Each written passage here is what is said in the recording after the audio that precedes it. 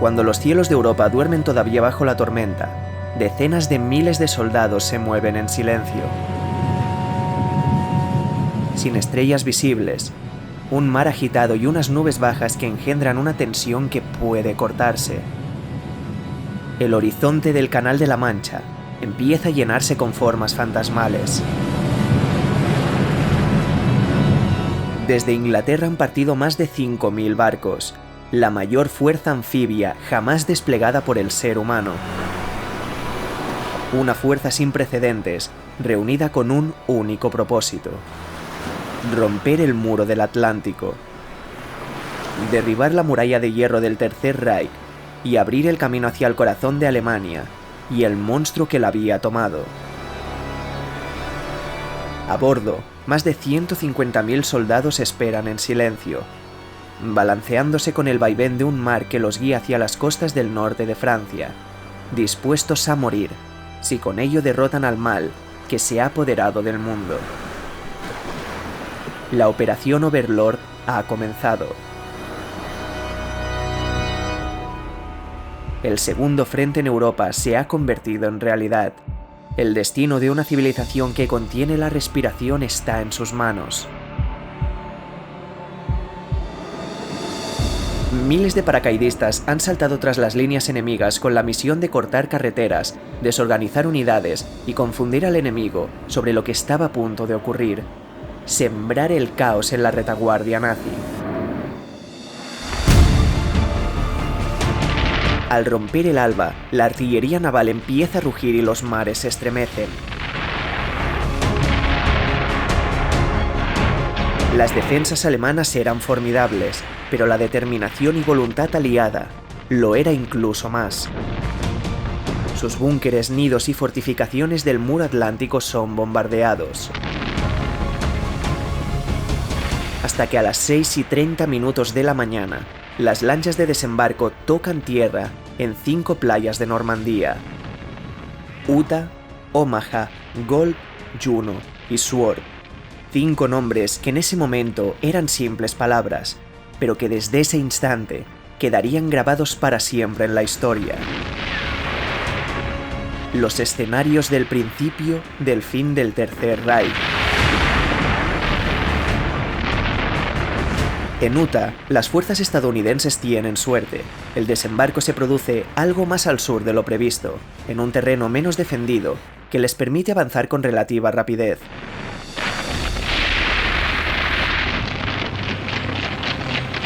En Gold, Juno y Sword, los británicos y canadienses pisan la costa con determinación. El muro atlántico, a pesar de toda la leyenda construida a su alrededor, resulta estar mal organizado y mal defendido.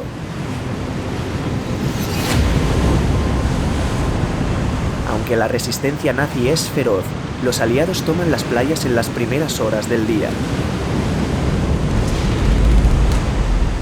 En Omaha, en cambio, las aguas son testigos del infierno. Atrapados en un brutal fuego cruzado, muchos soldados caen antes de salir de las lanchas. Otros, desesperados, saltan al agua antes de tiempo, ahogándose por el peso de su equipo. El mar se tiñe de rojo, mientras los que tocan tierra intentan avanzar por la arena bajo un diluvio de balas y morteros.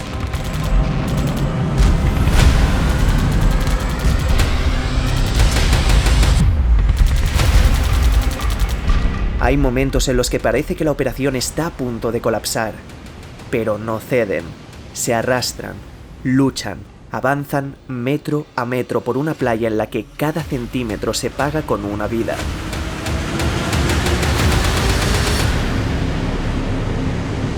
Y el milagro se materializa.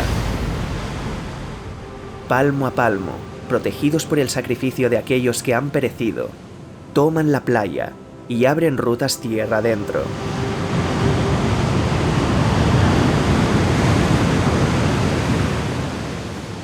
Las 5 playas pertenecen a los aliados. La operación militar más ambiciosa de la historia ha sido culminada. El muro atlántico ha caído. Las aguas han sido testigos de cómo el mundo cambiaba de orilla.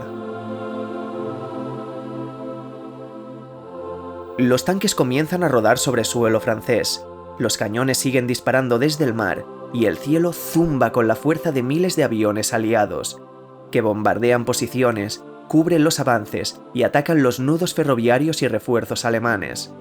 Los cielos, el mar y la tierra, luchando al unísono.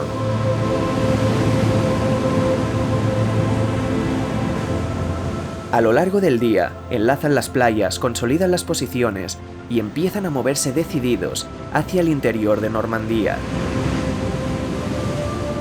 El día D había sido un éxito.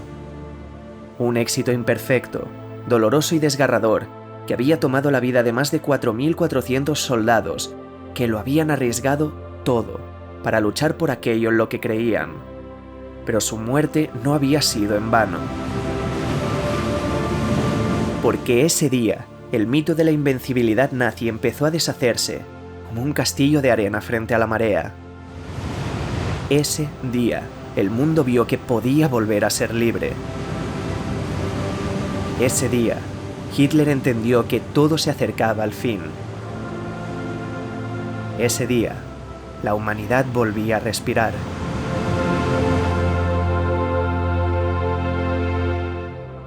Después del desembarco de Normandía, Alemania estaba empujada desde dos frentes.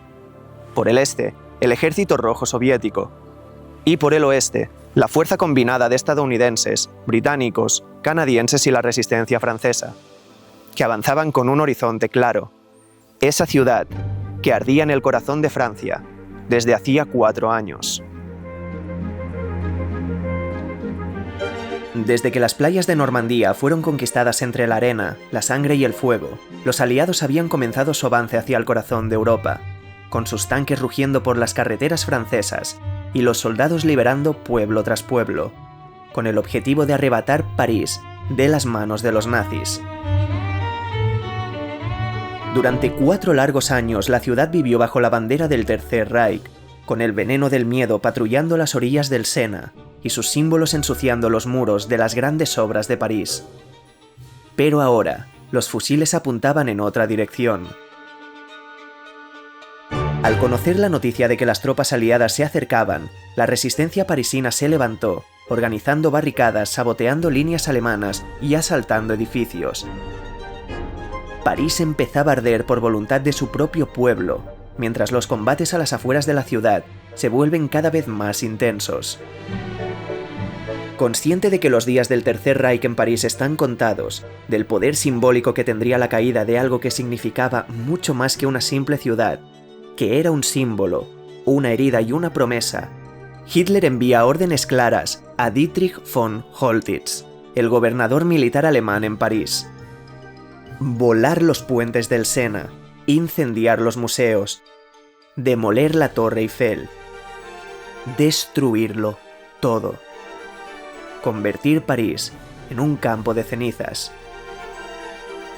Pero Holtitz, conocedor de la inevitabilidad de la derrota, tal vez con un atisbo de humanidad, desobedece la directriz del Führer. El gobernador se prepara para rendirse. No piensa asesinar París. Finalmente, el 25 de agosto de 1944, los tanques franceses entran en París. Se escuchan disparos esporádicos, pero la ciudad estalla de júbilo. Holtitz firma la rendición en la prefectura de policía.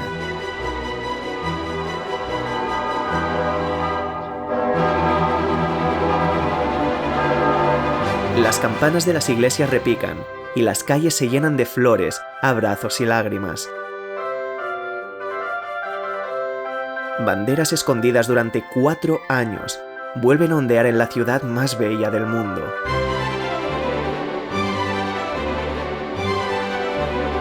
París ha sido liberada.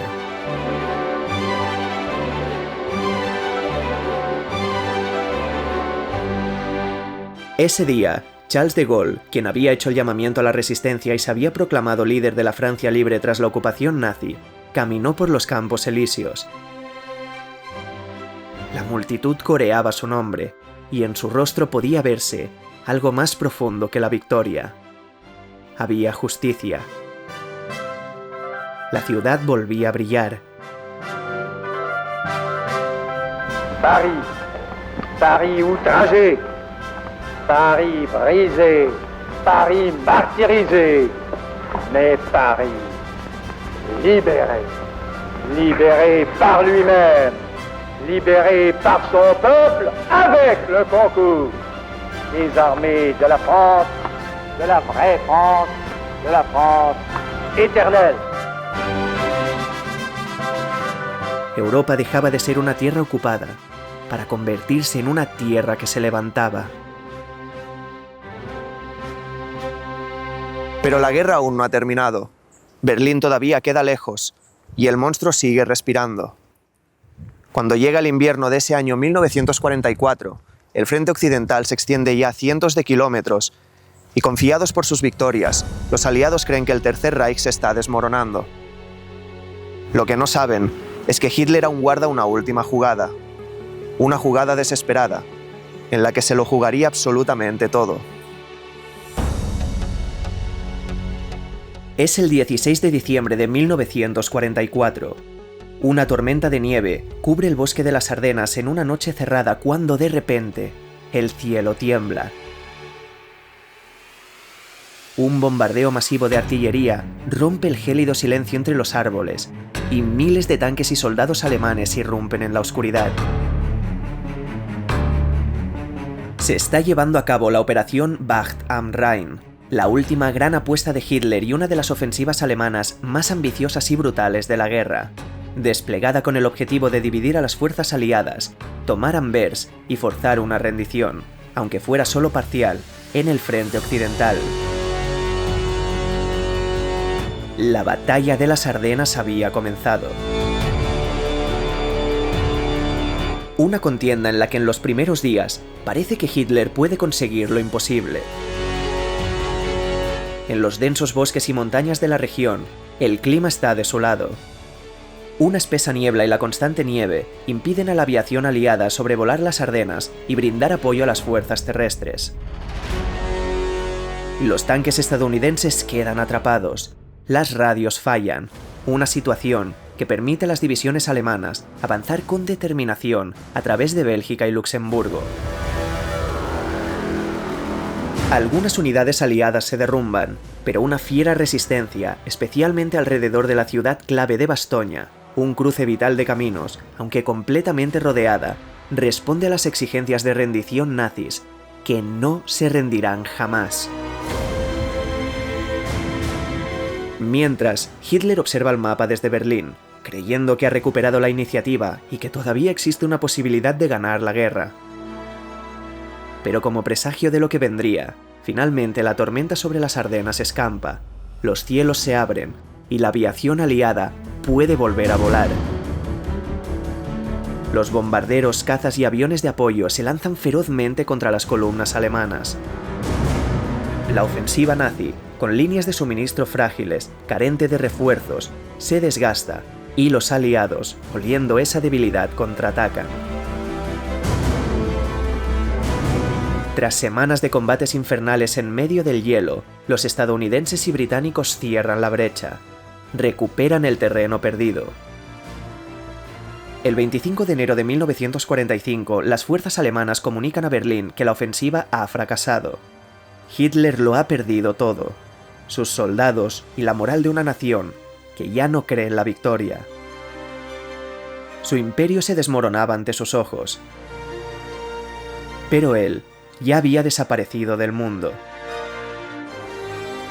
9 días antes del final de la batalla de las Ardenas, Hitler se había encerrado bajo tierra, en el Führerbunker, un refugio de hormigón, 12 metros bajo la Cancillería del Reich, donde pasaría sus últimos días.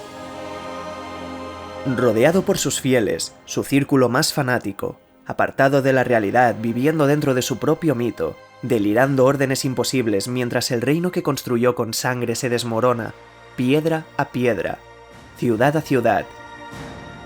El lobo por fin ha sido enjaulado. El silencio empezaba a devorar al rey caído.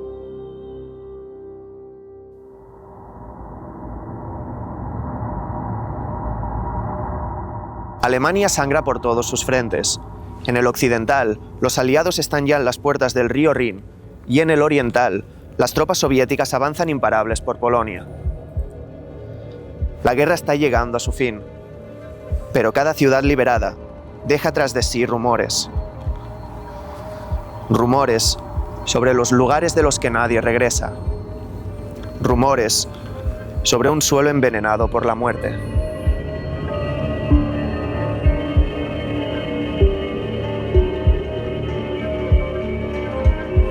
El 27 de enero de 1945, los soldados del Ejército Rojo entraron en un complejo silencioso, rodeado por alambradas electrificadas.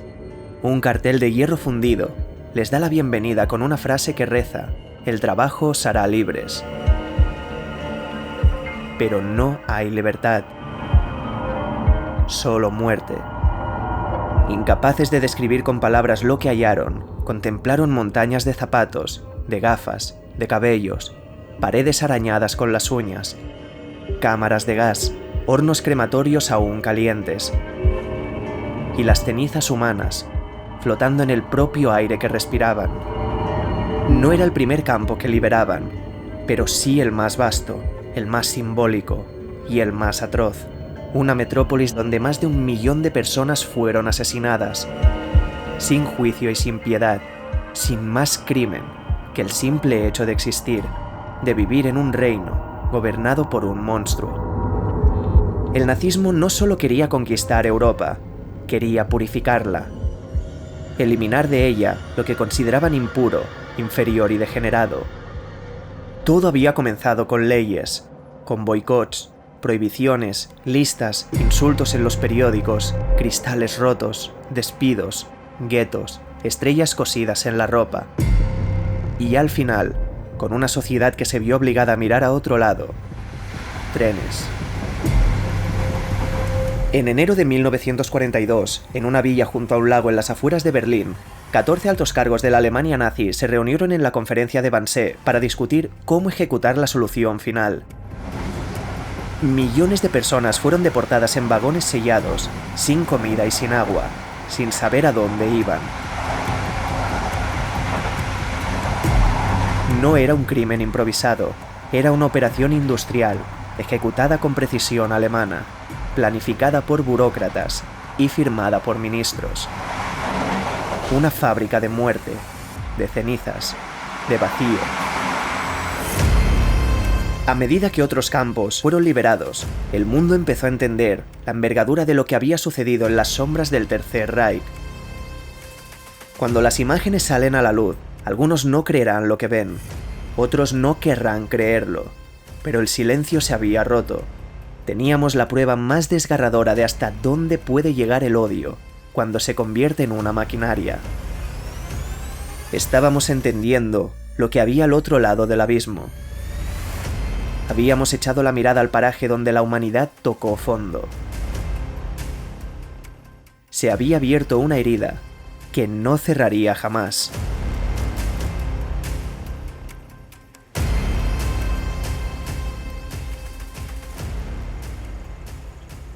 El mundo libre ya no veía la guerra de la misma forma.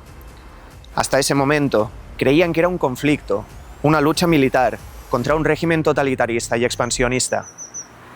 Pero el descubrimiento de los campos dejó claro que aquello era más que una guerra. Una revelación que rompería el equilibrio moral de Occidente.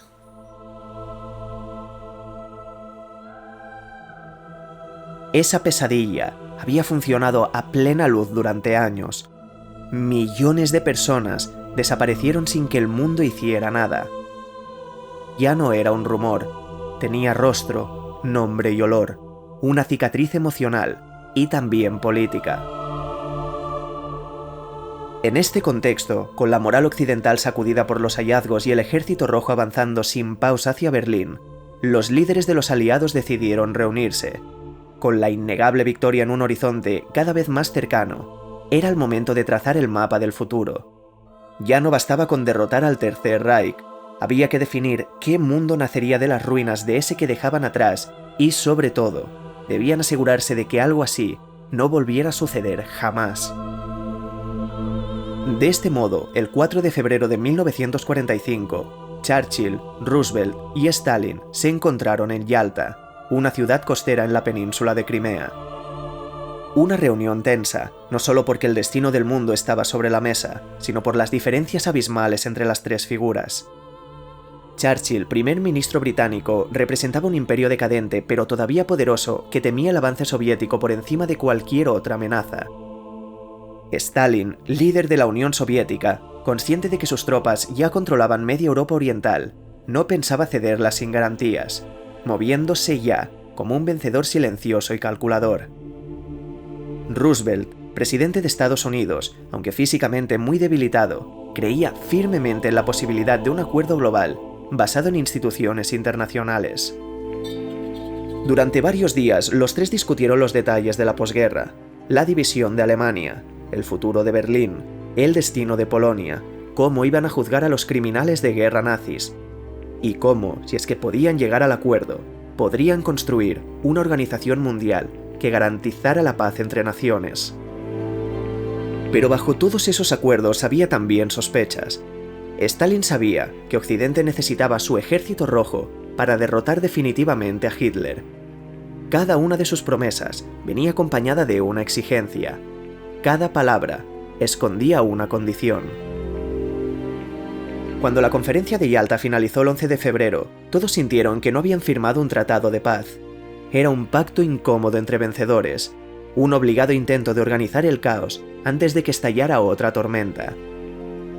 Porque a pesar de que la guerra mundial llegaba a su fin, una nueva confrontación, más sutil, empezaba a gestarse al son del resquebrajamiento del equilibrio entre Occidente y Oriente.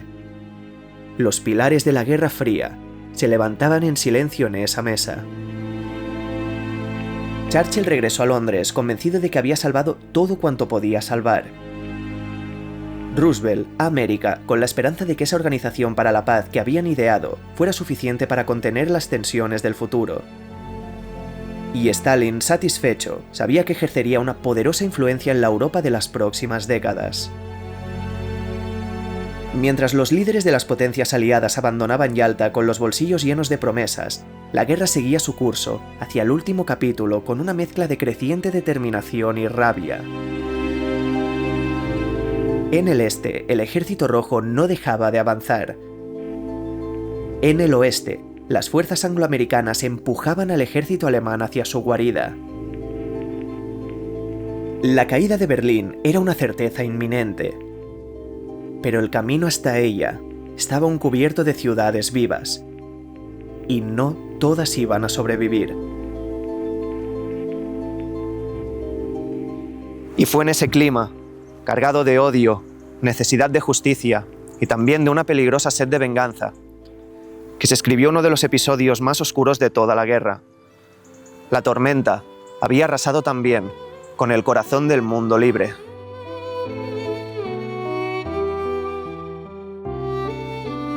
A mediados de febrero de 1945, en pleno corazón de Alemania, las fuerzas aéreas británica y estadounidenses lanzaron una ofensiva sin precedentes sobre la ciudad de Dresde.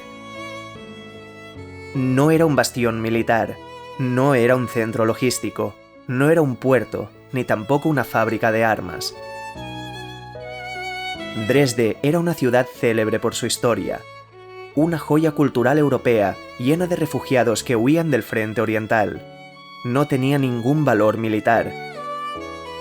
Pero incluso los aliados habían perdido todo atisbo de humanidad. El veneno había infectado el alma de aquellos que supuestamente debían liberar al mundo del mal que había germinado en Europa. La noche del 13 de febrero, cientos de bombarderos surcaron el oscuro cielo sobre Dresde y, sin dudar un instante, acatando órdenes, arrojaron sus cargas. Bombas explosivas primero para exponer a la ciudad y después bombas incendiarias para desatar una tormenta de fuego, para reducir la ciudad a cenizas.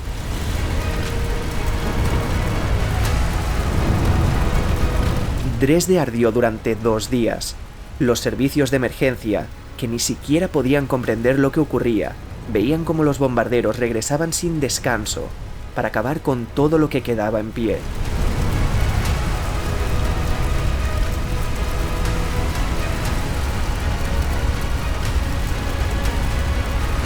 Quienes no morían abrasados, lo hacían asfixiados, incapaces de encontrar oxígeno entre las calles víctimas del fuego.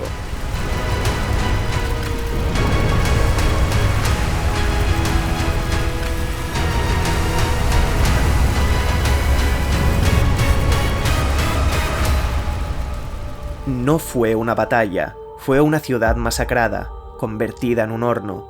Entre 25.000 y 35.000 personas murieron durante los ataques, la mayoría de ellos civiles.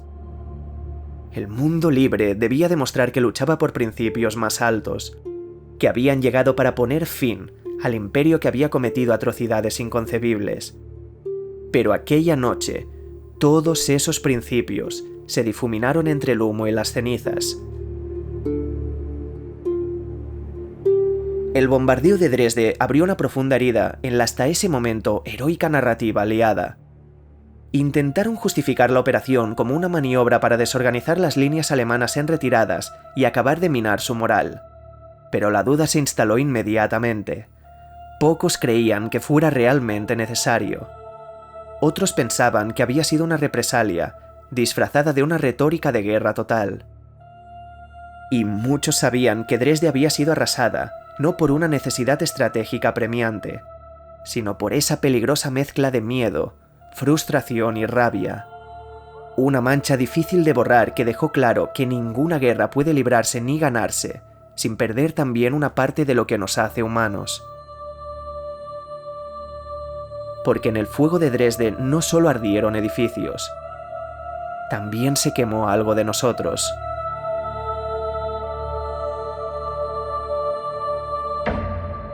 La guerra entraba en su recta final. Todo se aceleraba, como si tanto los que atacaban como los que resistían supieran que el reloj estaba a punto de llegar a cero. El Tercer Reich se deshacía, y en medio de ese caos, el mapa señalaba un obstáculo que incluso en ese momento seguía imponiendo respeto.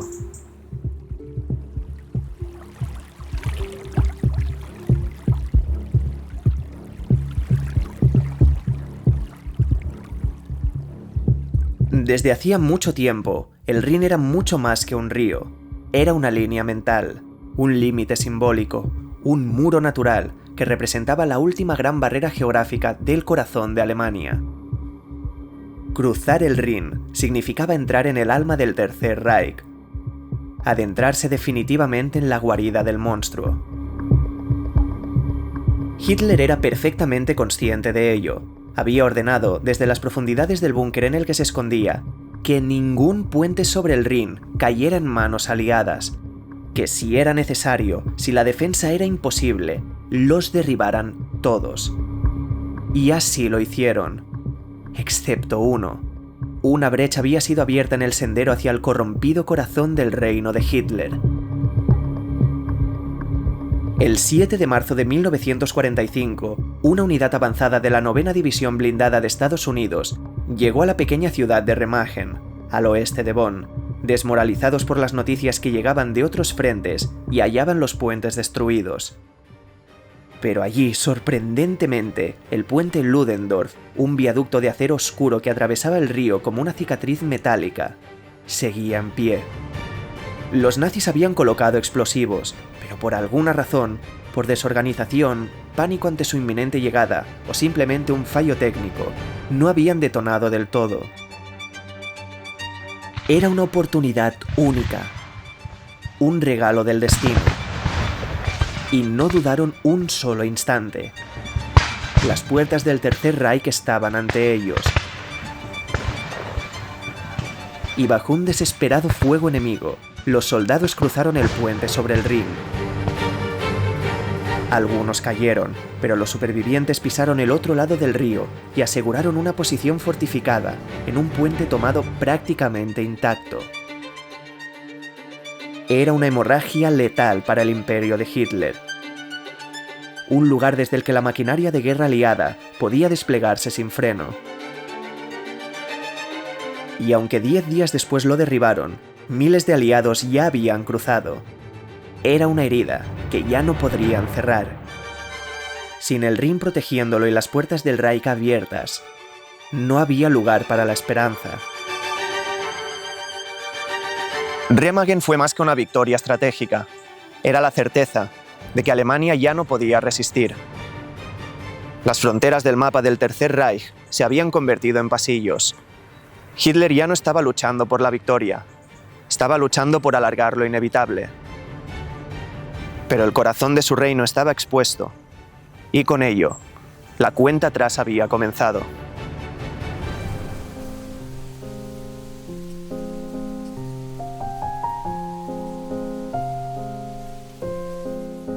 Desde el río Rin, los soldados aliados siguieron avanzando hacia Berlín. Pero mientras seguían con decisión y el Ejército Rojo se preparaba ya para asestar el golpe final desde el este, Estados Unidos perdió a su comandante en jefe. El 12 de abril de 1945, Franklin Roosevelt, presidente del país desde 1933, murió a los 63 años de una hemorragia cerebral en su residencia de Warm Springs, en Georgia. Estaba cumpliendo el cuarto mandato de su presidencia, la más larga de la historia del país, guiando a Estados Unidos desde los días más oscuros de la Gran Depresión hasta el capítulo final de la Segunda Guerra Mundial. Su muerte no fue solo una pérdida política, era el líder que había sostenido la moral de toda una nación y tal vez de gran parte del mundo, cuando todo parecía desmoronarse. Había sido la voz pausada que hablaba de esperanza cuando el terror envenenó el corazón de tantos hogares. Millones lloraron la pérdida de su presidente como la de un padre. El vicepresidente Harry Truman, que apenas llevaba unos meses en el cargo, fue el elegido para sucederlo, convirtiéndose en el 33º presidente de los Estados Unidos. Un hombre de voz firme, discreto, poco conocido para la mayoría, que en las siguientes semanas tendría que tomar las decisiones que marcarían la historia del mundo para siempre. Porque mientras en Washington se celebraba el funeral de Roosevelt, en Europa todo se preparaba para el capítulo final. El Ejército Rojo estaba a las puertas de Berlín, con las divisiones británica y estadounidense acercándose desde el oeste. La capital del Tercer Reich estaba rodeada, condenada y a punto de ser asaltada. El mundo había perdido a uno de sus grandes líderes, pero en Berlín, Hitler seguía vivo, encerrado en su búnker, negándose a aceptar lo inevitable y decretando órdenes que ya nadie podía ejecutar, arrastrando consigo los últimos fragmentos de un imperio del que solo quedaba la agonía. Hasta que el 16 de abril de 1945 comenzó el final de todo. Desde el este, más de 2 millones de soldados soviéticos, bajo el mando de los mariscales Zhukov y Konev, lanzaron la ofensiva final sobre la ciudad, el asalto definitivo. Stalin quería que su bandera ondeara sobre Berlín antes que la de los aliados occidentales. Escribir el clímax bélico y simbólico de toda la guerra. Poder tener la prueba ante los ojos del mundo que había sido él quien había cazado al monstruo. Y estaba dispuesto a pagar cualquier precio por ello.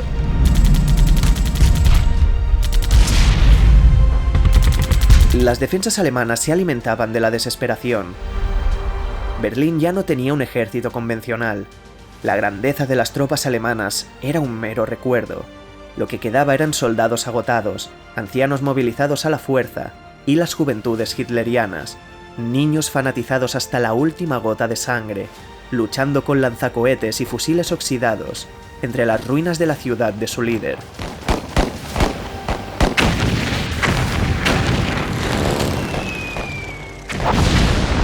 Había comenzado la batalla de Berlín. Durante días, la artillería soviética, desplegada en masa, redujo barrios enteros a polvo, un infierno urbano en el que los tanques rugían entre los escombros, un laberinto de ruinas y muerte, donde no había ninguna retaguardia, solo el frente.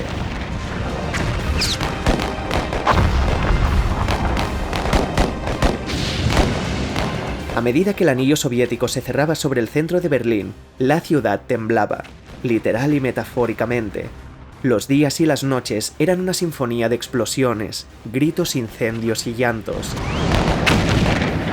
Pero desde lo profundo de su refugio, Hitler seguía dando órdenes imposibles, soñando con divisiones que ya no existían y culpando a todos menos a sí mismo.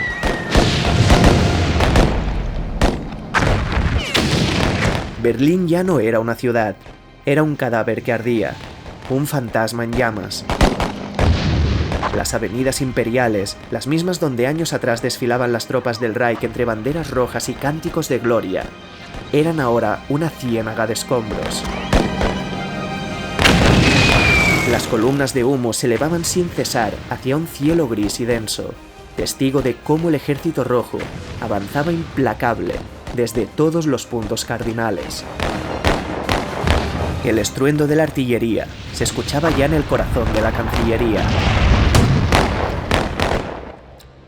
Y allí, el 20 de abril de 1945, Hitler cumplía 56 años, dando su última aparición pública registrada. Sin discursos, sin multitudes, no hubo desfiles, ni himnos ni cámaras.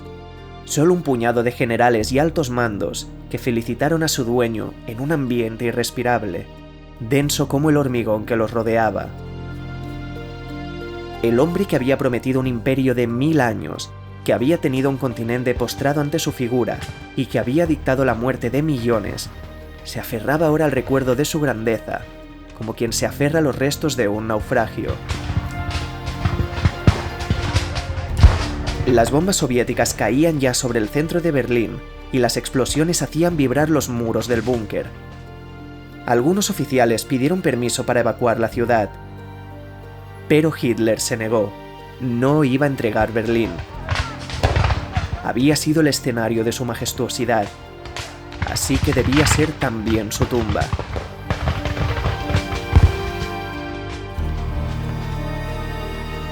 En la superficie Berlín colapsaba, y en las profundidades del búnker, el reloj del Tercer Reich empezaba a marcar sus últimos segundos. Entre el 21 y el 29 de abril, la ciudad quedó completamente cercada. No es que no hubiera posibilidad de contraataque, es que no había escapatoria posible. Las últimas divisiones alemanas estaban descompuestas, combatiendo por aplazar la derrota y la caída de Berlín unas pocas horas más. Cada calle, convertida en un laberinto de fuego, cada edificio en una fortaleza improvisada, y cada metro que intentaban frenar a los soviéticos, un desafío que se pagaba con sangre. Porque bajo tierra, Hitler había abandonado toda noción de estrategia militar.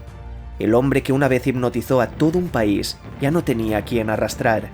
Solo quedaban sus fieles más fanáticos y el eco de una inminente derrota. El 28 de abril, al saber que Himmler había intentado pactar en secreto la rendición con los aliados, estalló en furia. Ya no quedaba nada de su círculo de confianza. El pueblo lo había abandonado y traicionado. Y si no habían sabido defender el reino que les había regalado, entonces merecían desaparecer con él. El 29 de abril, a las 3:30 de la madrugada, Hitler se casó con la fotógrafa y asistente de oficina Eva Braun, en una ceremonia celebrada patéticamente en uno de los pasillos del búnker. La mujer, que llevaba años a su lado como su novia, aceptaba ahora compartir el final. Poco después de contraer matrimonio, Hitler dictó su testamento político. Culpaba a los judíos, a los generales traidores que le habían jurado lealtad pero que ahora lo dejaban atrás, al pueblo alemán por no confiar en su grandeza, pero nunca a sí mismo, ni una sola palabra de remordimiento. Solo resentimiento y rabia. Esa misma ira que lo llevó a incendiar los pilares del mundo, ahora contenida bajo tierra.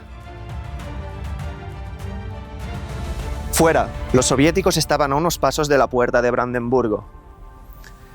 El telón se preparaba para caer, y mientras los últimos defensores del Tercer Reich morían entre las ruinas, el monstruo desapareció por fin del mundo de los vivos.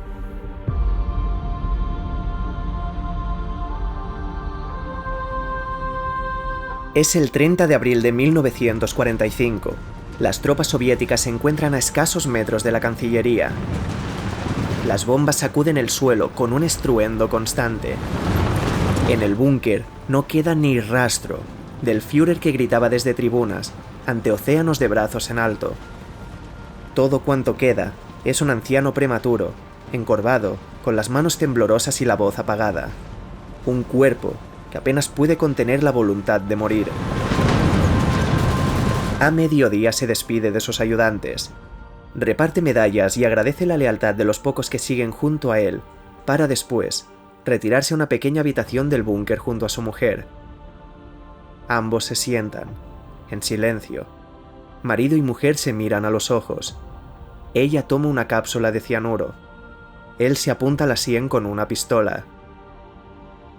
Un disparo resuena, seco, amortiguado por el cemento.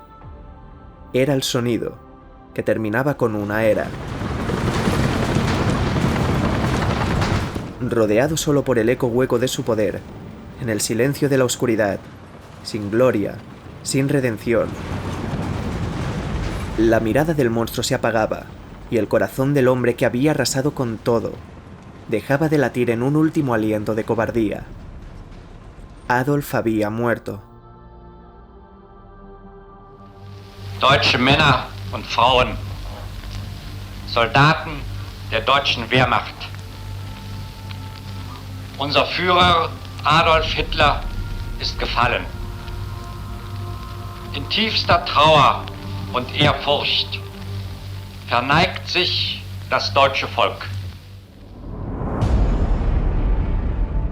Sus cuerpos fueron envueltos con mantas, rociados con gasolina y quemados en el jardín de la Cancillería, tal como él había ordenado. El dictador que había convertido Europa en un infierno era devorado por el fuego como un muñeco sin alma, mientras los soldados del Ejército Rojo alzaban ya la bandera soviética sobre el Parlamento alemán. El monstruo ardía, Berlín ardía, el Tercer Reich ardía. Pero también, por primera vez en muchos años, había silencio. Un denso silencio con el que el mundo entero descubrió que la bestia había caído y con ella moría el corazón corrompido de la Alemania nazi. Pero de su sombra seguía goteando sangre. Algunos grupos de soldados alemanes, fanatizados y luchando por honrar la memoria de su Führer, o simplemente atrapados en la locura, siguieron combatiendo entre las ruinas de Berlín, como si todavía hubiera algo que defender.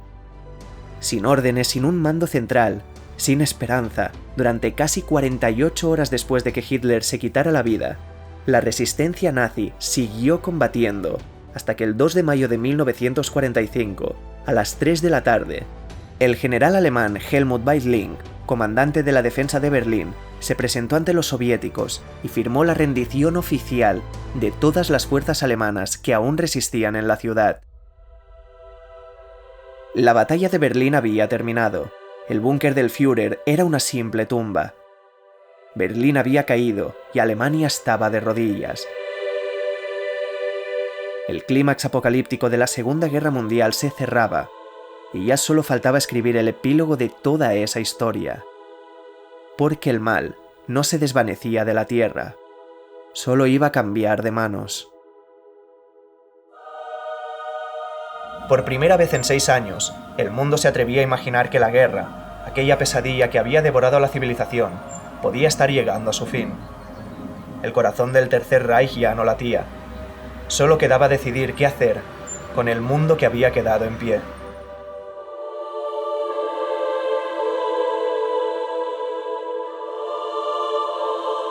Las últimas líneas de la guerra en Europa estaban siendo escritas, y la rendición no podía significar solo una retirada. Debía ser un reconocimiento de derrota total, un gesto que quedara para la historia, y ese gesto tenía que tener un lugar, una hora, un papel y una firma.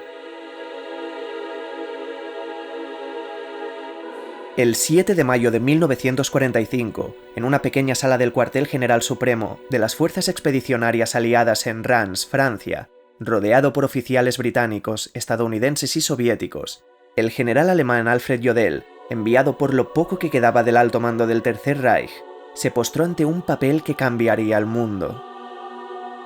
A las 2:41 de la madrugada, firmaba la rendición incondicional de Alemania. Era el final oficial, legal y absoluto. Y aunque el general intentó incluir una cláusula para detener la lucha en el frente oriental durante unas horas, para permitir que las tropas alemanas huyeran del avance soviético, el por entonces gobernador militar de la zona de ocupación estadounidense en Alemania, Dwight Eisenhower, se negó terminantemente. La rendición sería total o no sería. Una vez más, Alemania debía agachar la cabeza ante los ganadores. Se pactó que la rendición entraría en vigor a las 23:01 del día siguiente, 8 de mayo, con la intención de que hubiera el tiempo suficiente para que la noticia recorriera el mundo, para que las armas se silenciaran al unísono y para que el infierno cesara de repente.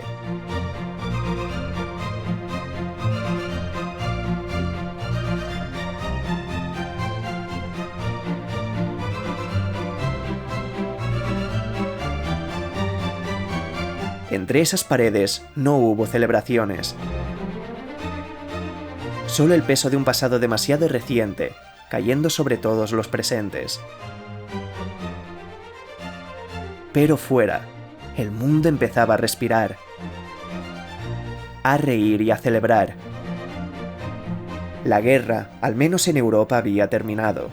Se convertía, en ese momento exacto, en historia. Para Stalin, sin embargo, la rendición incondicional en Reims no era suficiente. Quería que la Unión Soviética tuviera su propia ceremonia. Quería su victoria personal. Una firma en Berlín, la ciudad conquistada con sangre soviética, con millones de muertos a sus espaldas. Lo que quedara del Tercer Reich debía arrodillarse ante él. No aceptaría menos que la humillación pública de la Alemania nazi. Y así, el 8 de mayo de 1945, mientras las celebraciones estallaban y el mundo libre brindaba y bailaba en las calles al grito de victoria, en medio de los escombros y las ruinas de Berlín, se organizaba una segunda firma, esta vez más teatral, más solemne, más simbólica. El mariscal alemán Wilhelm Keitel, con uniforme impoluto pero mirada hundida, entró al salón del Karlshorst, sede del alto mando soviético. Ante él, los vencedores, Zhukov para la Unión Soviética, Teder por el Reino Unido, Spaatz por Estados Unidos y Delattre por Francia, representando a la totalidad de los aliados. Sin espacio para la dignidad, Keitel leyó el documento y firmó, otra vez sin condiciones, sin retorno. La rendición de Alemania quedaba así ratificada y sellada por segunda vez. Berlín era el escenario perfecto para cerrar el círculo. La capital de un Tercer Reich, que ya era parte del pasado, ahora cubierta de cenizas, se convertía en la lápida de todo lo que había sido el nazismo. El símbolo de la caída del imperio de un monstruo, que ya solo vivía en la memoria. Yesterday morning, at 2:41 a.m., General Jodl, the representative of the German High Command, signed the act of unconditional surrender of all German land, sea, and air forces in Europe to the Allied Expeditionary Forces and simultaneously to the Soviet High Command. We may allow ourselves a brief period of rejoicing. El 8 de mayo pasó a la historia como el día de la victoria en Europa. El fin oficial del conflicto en el continente europeo. Las campanas repicaban, los soldados bailaban con desconocidos, las radios transmitían discursos de triunfo por primera vez en años. Y las madres lloraban ya, no por sus hijos perdidos, sino por los que por fin volverían.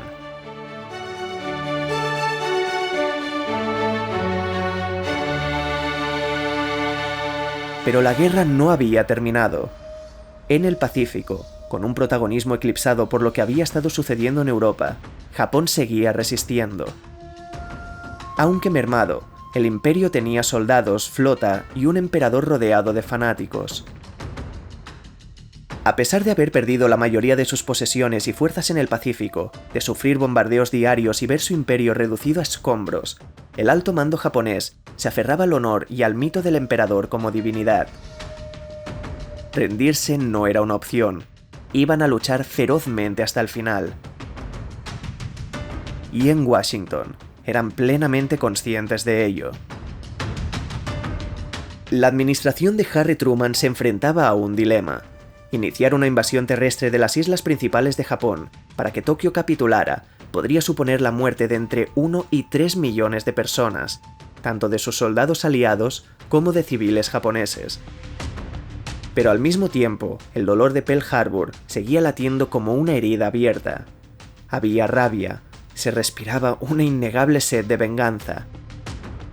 Y el deseo de terminar la guerra sin perder a más hombres. Y entonces se abrió la caja. Una caja que se había estado construyendo en secreto desde hacía años, en laboratorios escondidos en el desierto, y que iba a permitir que el infierno despertara una vez más.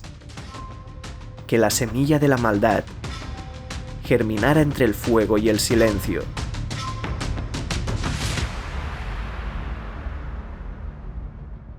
Mucho antes de que el imperio de Hitler cayera, en el más profundo secreto, una nueva guerra ya había comenzado. Una guerra contra la física, contra el tiempo. Una guerra que podía regalar a la humanidad el poder de destruir el mundo.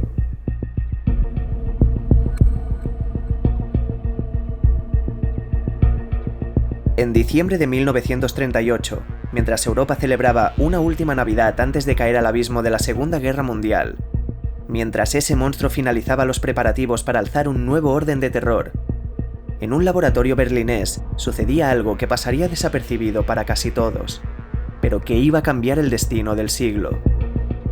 Los científicos alemanes Otto Hahn y Fritz Strassmann, experimentando con núcleos atómicos, descubrieron que al bombardear átomos de uranio con neutrones, estos no solo se dividían.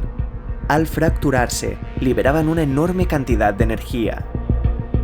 La fisión nuclear acababa de ser comprendida en pleno esplendor por primera vez en la historia.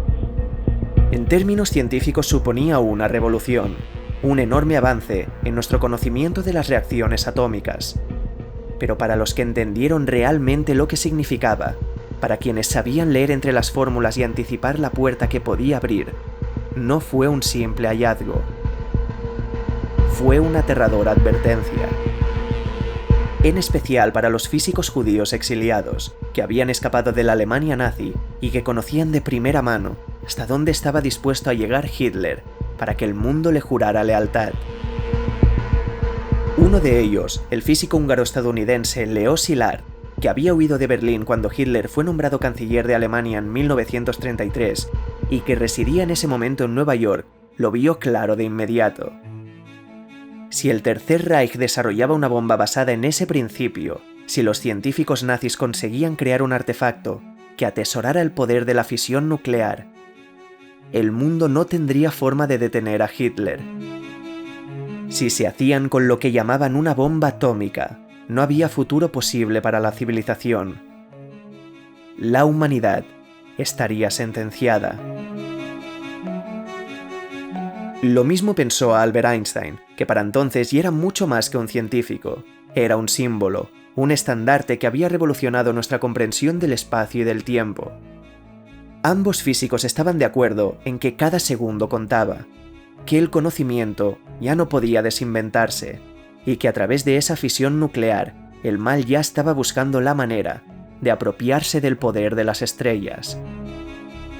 Y decidieron actuar.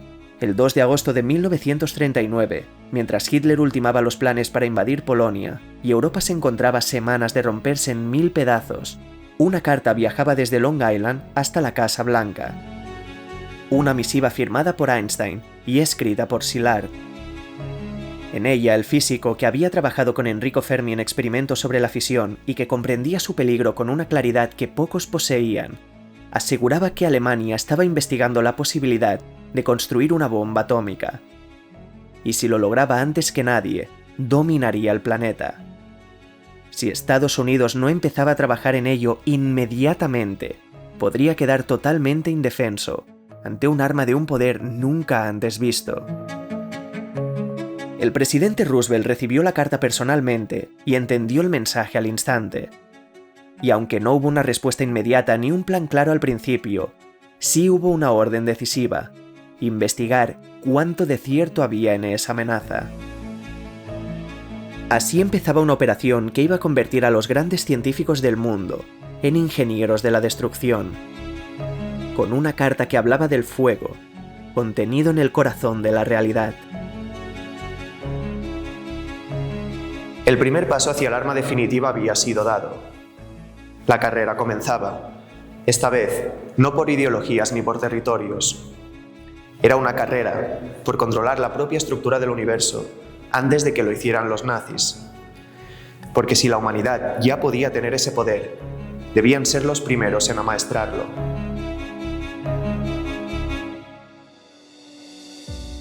Szilard había alertado, Einstein había afirmado, Roosevelt había leído. Era el momento de que el engranaje empezara a girar.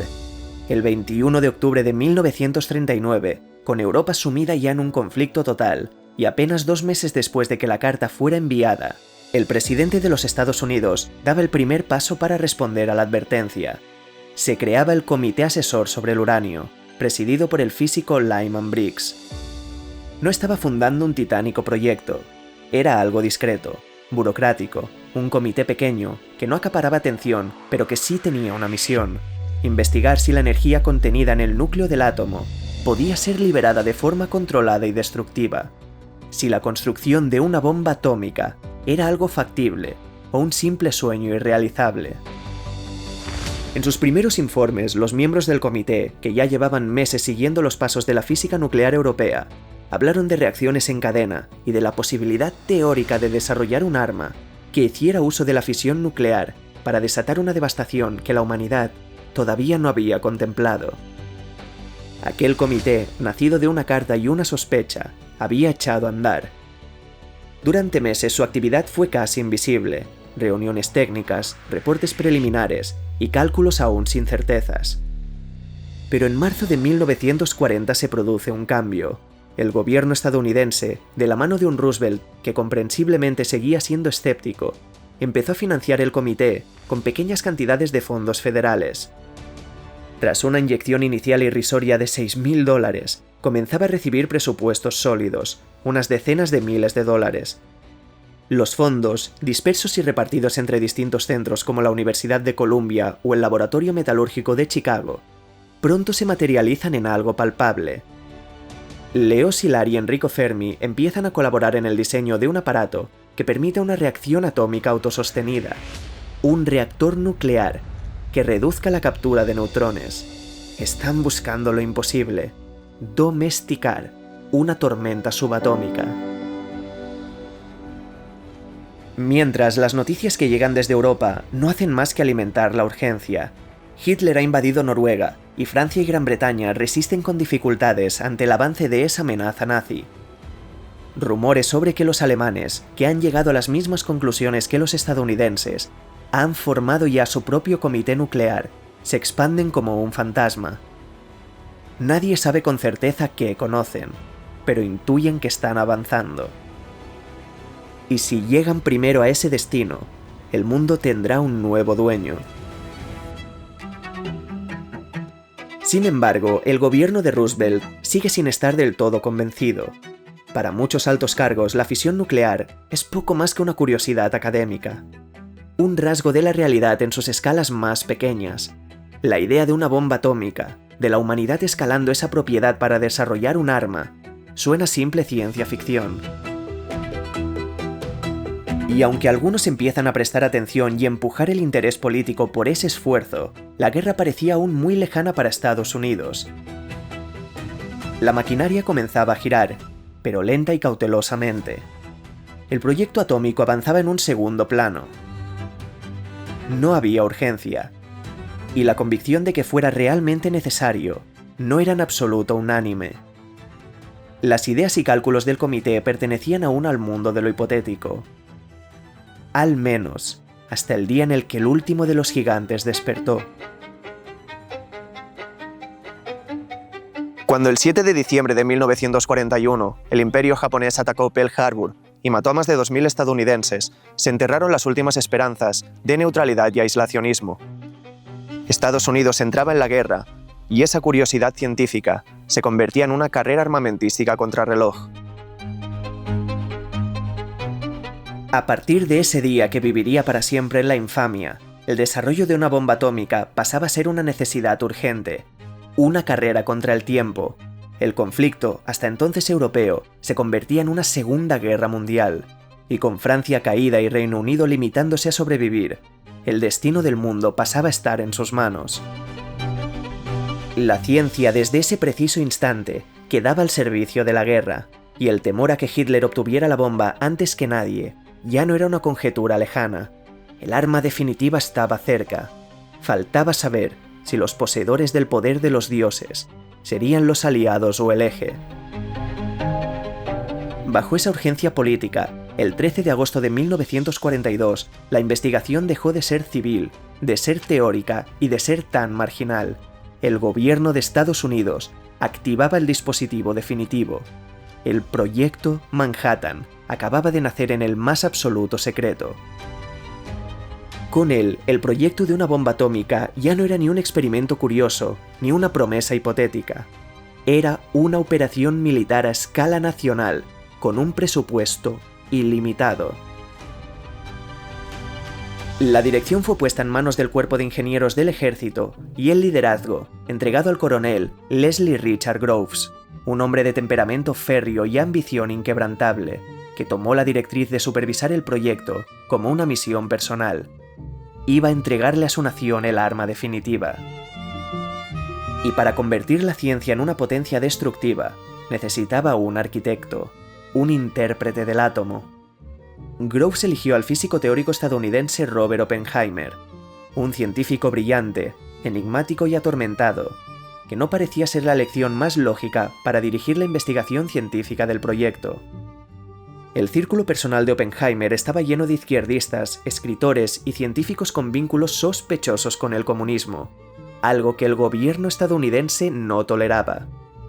Pero Groves intuyó algo que pocos hubieran visto, que en ese joven físico de voz grave y manos temblorosas residía un liderazgo único y una comprensión casi mística del poder encarcelado en las entrañas de la materia. A finales de 1942, el proyecto Manhattan ya tenía su estructura, y en Groves y Oppenheimer a sus dos figuras clave. Pero a pesar de eso, ni siquiera se había demostrado que aquella teoría, aquella promesa del átomo dividido, pudiera sostenerse en el mundo real. En una red cada vez más compleja de centros de investigación, de laboratorios y de físicos reunidos en universidades, sótanos y fábricas reconvertidas, Estados Unidos había iniciado la mayor apuesta científica de todos los tiempos. Pero bajo esos planos, cálculos y discusiones, todavía no existía la prueba de que lo que perseguían fuera alcanzable. Nadie tenía la certeza de que el proyecto Manhattan consiguiera crear la primera bomba atómica de la historia. Pero eso cambió el 2 de diciembre de 1942, en una pista de squash en el subsuelo del estadio Stack Field en la Universidad de Chicago. El físico italiano naturalizado estadounidense Enrico Fermi estaba dirigiendo los experimentos en el primer reactor nuclear jamás construido, el Chicago Pile 1. Bajo unas gradas vacías, escondido de la vista de todos, se encontraba el primer corazón de fuego creado por el ser humano. Un conjunto tosco de bloques de grafito, capas de uranio y barras de cadmio insertadas a mano. Todo sostenido bajo una fe ciega y absoluta en la física. Ese día de invierno, durante horas, el equipo de Fermi intentó lo que nadie creía posible. Extrajeron lentamente las barras de control que frenaban la hipotética reacción, y entonces, lo imposible ocurrió. La reacción se volvió autosostenida. Por primera vez en la historia, la humanidad estaba liberando energía directamente del núcleo del átomo, no en las ecuaciones. Esto estaba pasando en el mundo real, una cadena de fisiones atómicas mantenida por sí misma.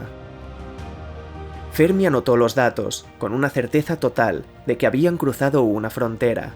Acababan de demostrar que la bomba atómica era posible.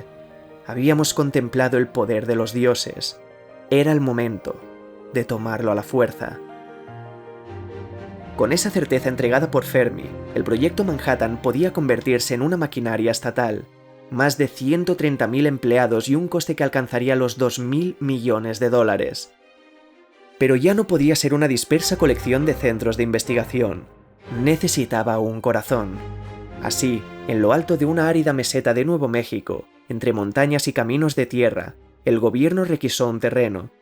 Lo rodeó de alambradas y fundó, en septiembre de 1943, el Laboratorio Nacional de los Álamos, el lugar en el que entre el silencio y el secreto iba a construirse la primera arma nuclear de la historia. La visión de Oppenheimer, la de un solo laboratorio que reuniera a los mejores físicos teóricos y experimentales del mundo, fue la que dio forma a lo que ahí se gestó, porque pronto mostraría que no solo iba a supervisar el desarrollo científico del proyecto, iba a convertirse en su alma. El hilo que mantendría unida a una comunidad donde todos sabían que estaban jugando con unas fuerzas que se escapaban de nuestra pobre comprensión humana. Juntos, bajo vigilancia militar y juramentos de secreto, empezaron a diseñar dos caminos paralelos hacia la destrucción. Una bomba de uranio y una de plutonio. Dos armas totalmente distintas pero con un mismo propósito: liberar la energía del núcleo atómico de forma explosiva. La primera, la de uranio, sería conocida como Little Boy, una bomba de tipo cañón, sencilla en concepto, donde dos masas de uranio 235 se unirían a través de una explosión convencional, alcanzando así la masa crítica para encender las reacciones de fisión. La segunda, la de plutonio, se bautizó como Fat Man, mucho más compleja, una bomba que requería una detonación perfectamente sincronizada de explosivos que comprimiera una esfera de plutonio hasta alcanzar ese punto de fisión. Más arriesgada, más difícil, pero también más potente. Durante los siguientes meses, que se convertirían en años, Los Álamos se convirtió en su hogar. Nadie de fuera sabía lo que ocurría dentro. Nadie de dentro podía contar fuera lo que ocurría. Sus familias vivían en el recinto y sus hijos corrían al lado de edificios donde se jugaban con átomos que danzaban en el abismo de su destrucción y se escribían las ecuaciones que contenían los secretos para destruir ciudades enteras. Los debates eran constantes, pero con el tiempo dejaron de ser sobre física y las discusiones morales lo eclipsaron todo. Las preguntas sobre si debían seguir los atormentaban en sus sueños, pues temían las consecuencias de lo que estaban creando. Pero el miedo a que Alemania llegara primero les daba día a día esa justificación para seguir desafiando al universo. La amenaza de que los nazis, con Werner Heisenberg al frente, le entregaran el arma definitiva a Hitler, fue el motor silencioso de todo. Durante más de 3 años, la motivación principal de muchos de los físicos del proyecto Manhattan había sido evitar que Hitler tuviera la bomba antes que ellos, que el Tercer Reich consiguiera el arma con la que chantajear al mundo. Pero en la primavera de 1945, ese miedo empezó a desvanecerse.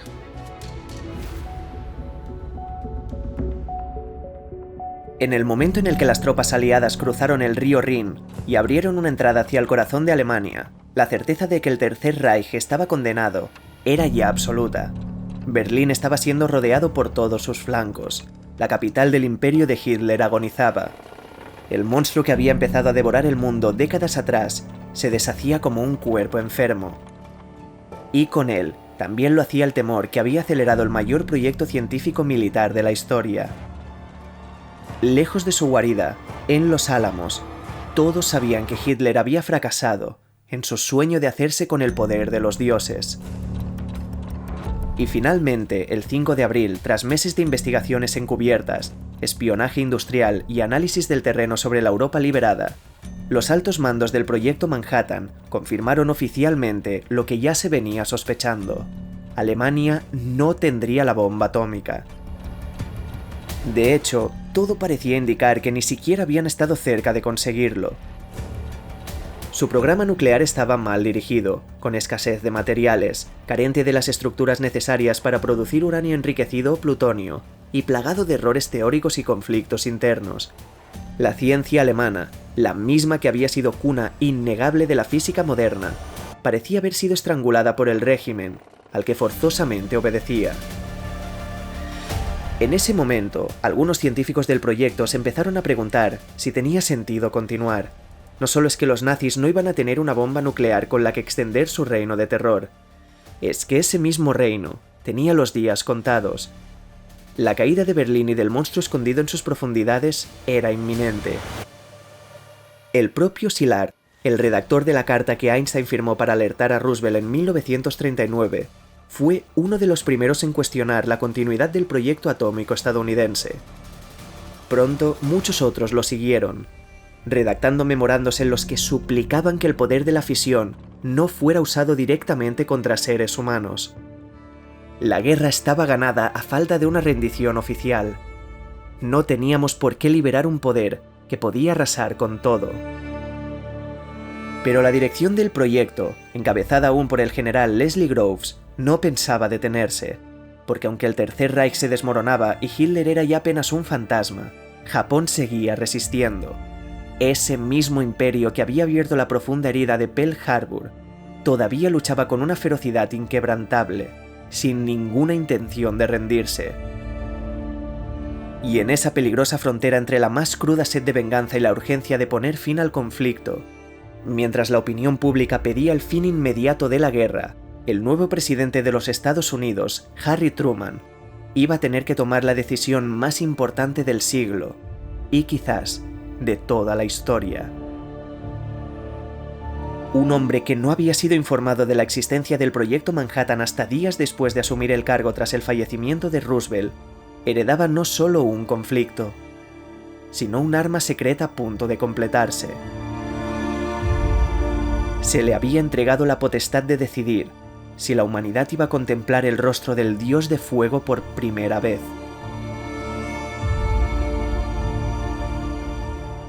Lo que antes eran cálculos en cuadernos y dibujos en pizarras, ahora se había convertido en algo palpable.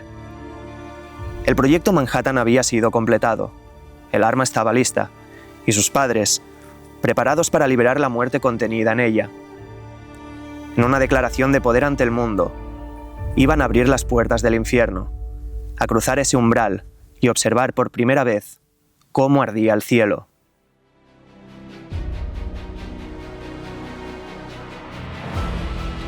Ha llegado el 8 de mayo de 1945, el día de la victoria, el día en el que el continente europeo respiraba por primera vez en 6 años. Pero mientras Europa celebra, al otro lado del mundo la guerra sigue con una ferocidad que desmentía cualquier noción de tregua. En Iwo Jima, los soldados estadounidenses habían tardado más de un mes en tomar una isla de apenas 20 kilómetros cuadrados. Y en la isla de Okinawa, la batalla más sangrienta del frente oriental se había saldado con más de 200.000 muertos. Los altos mandos estadounidenses saben que invadir el archipiélago japonés significa enfrentarse a una defensa desesperada que alargaría la guerra, tal vez años, y que implicaría millones de bajas. Pero la caja ya podía abrirse. En medio de una pesadilla sin fin, la bomba estaba lista. Todo lo que se había temido, todo lo que se había soñado, conducía a un único momento. A una explosión, a un nuevo mundo, tras la luz de la devastación. Todo lo que nos separaba de él era una prueba. Y entonces llegó el amanecer del lunes 16 de julio de 1945. A las 5 horas 29 minutos y 45 segundos de la mañana, En el desierto de Jornada del Muerto, en Nuevo México, se inicia una cuenta atrás para culminar la bautizada como Prueba Trinity. La prueba que va a demostrar si el proyecto Manhattan ha tenido sentido.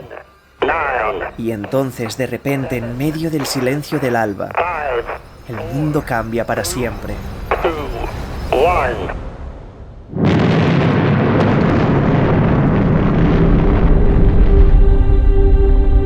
Un destello, un blanco absoluto. Durante un instante, la noche se convierte en día y el día en noche.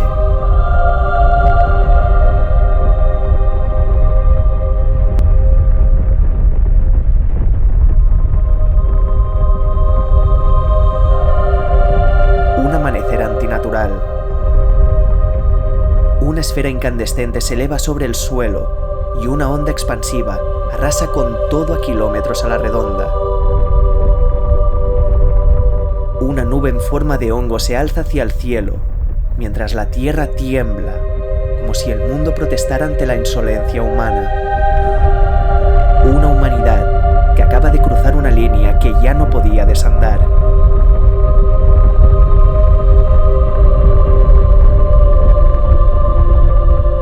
Habíamos liberado el poder de los dioses sin saber qué había al otro lado. El ser humano tenía en sus manos el poder de la aniquilación total. Nos habíamos convertido en los dueños de la muerte.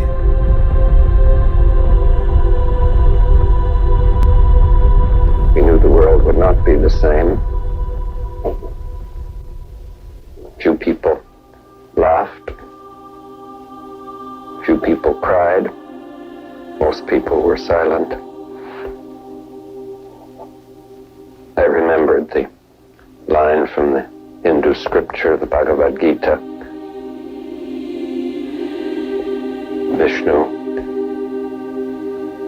is trying to persuade the prince that he should do his duty, and to impress him takes on his multi-armed form and says, "Now I am become death, the destroyer of worlds." I suppose we all thought that.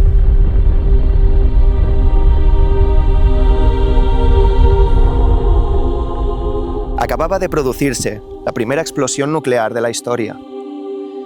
Trinity fue un éxito absoluto, una sola explosión que cambiaba para siempre el destino de la humanidad, porque Estados Unidos tenía el arma definitiva, y la guerra, que parecía cerca de su fin, se preparaba para escribir el último capítulo.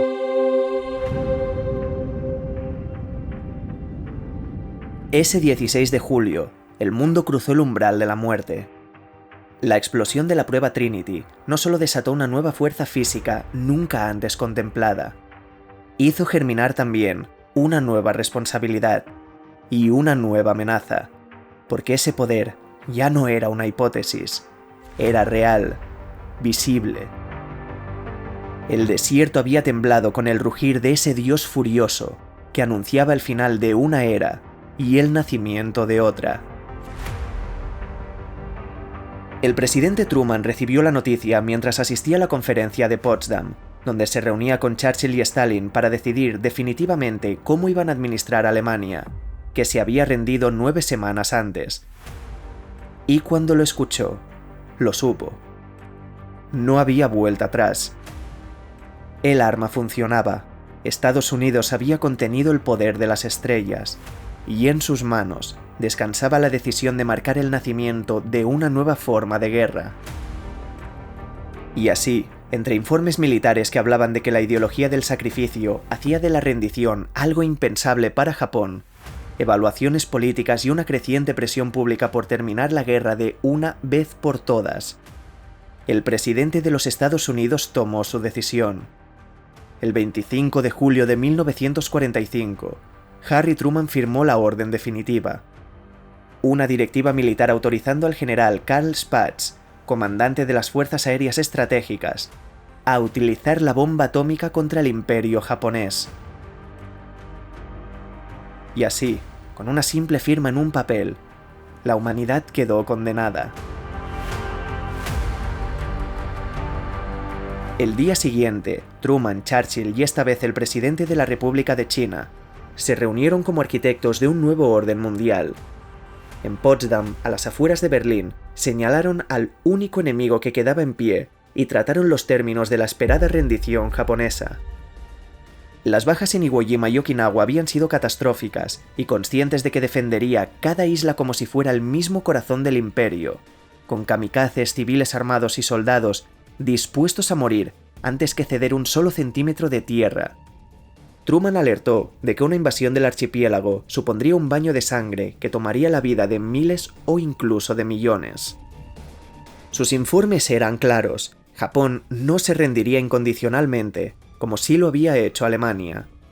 Alargaría años lo inevitable, pero no iba a capitular, no sin una fuerza tan abrumadora que hiciera inútil cualquier acto de valor o de fe.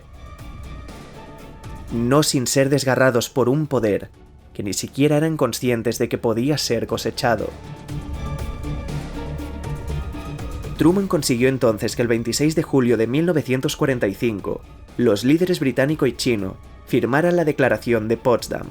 En un texto breve, directo, sin rodeos ni concesiones, exigían la rendición incondicional del imperio japonés y advertían que de no hacerlo, se enfrentaría a una pronta y total destrucción.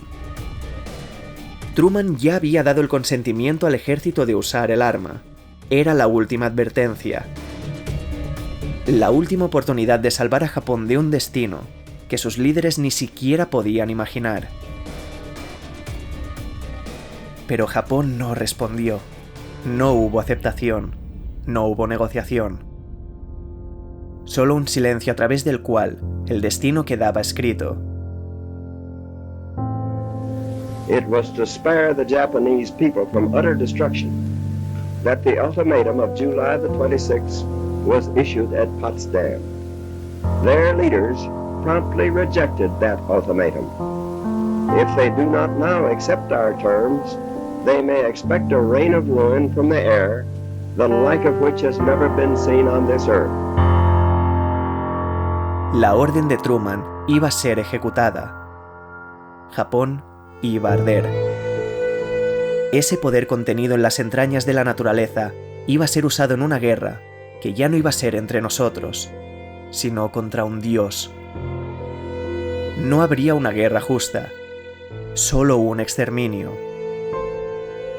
El último de los gigantes que despertó pedía a esa bestia que abriera los ojos.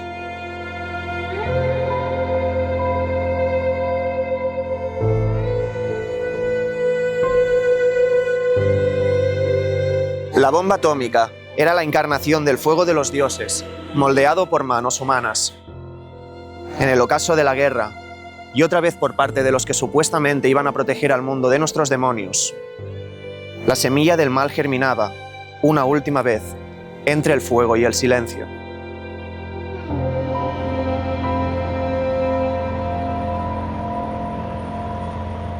La noche del 5 de agosto de 1945, en la base aérea de Tinian, en las Islas Marianas del Norte, el cielo estaba en calma.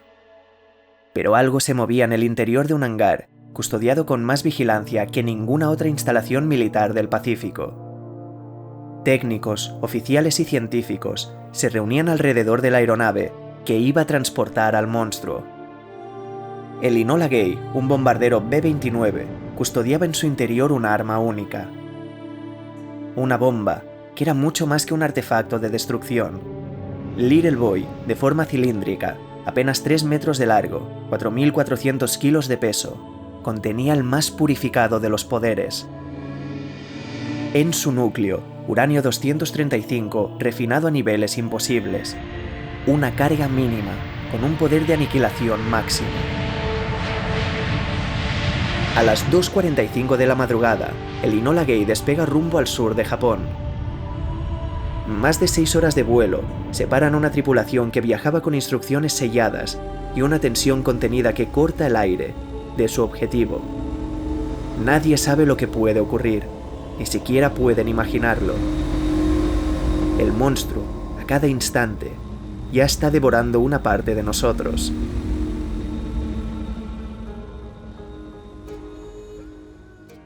A 2.500 kilómetros de distancia, con las primeras luces del día, la ciudad de Hiroshima, al oeste de Japón, despierta y las calles se llenan de vida.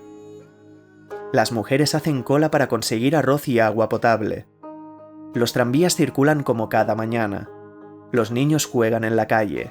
Las bicicletas avanzan por las avenidas. Llevan años soportando la guerra, la escasez y el miedo, pero la ciudad ha permanecido intacta. Hiroshima parecía invisible, a salvo de una guerra que nunca se había acercado a ella. Una ciudad que se sentía al margen del fuego que se extendía por el mundo. Es lunes, 6 de agosto de 1945, 8:15 de la mañana. Algunos alzan la vista al cielo. Unos puntos diminutos aparecen en el firmamento. Pero no suena ninguna alarma. No hay sirenas. No hay advertencia alguna. No parece una amenaza. Solo unos aviones sobrevolando la ciudad. Y entonces, todo se detuvo. El tiempo se fractura. En una fracción de segundo, el núcleo de uranio alcanza la masa crítica y se desata una reacción en cadena que libera una energía equivalente a 15.000 toneladas de dinamita.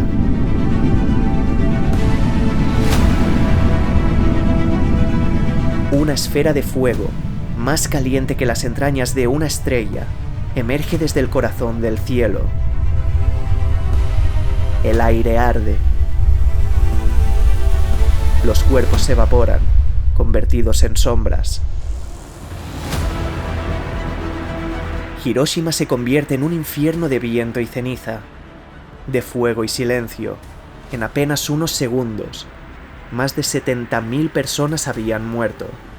La ciudad se ha desintegrado. Los edificios colapsan, el asfalto se licúa y el aire se convierte en cuchillas incandescentes. Un dios al servicio de los humanos había arrasado con todo.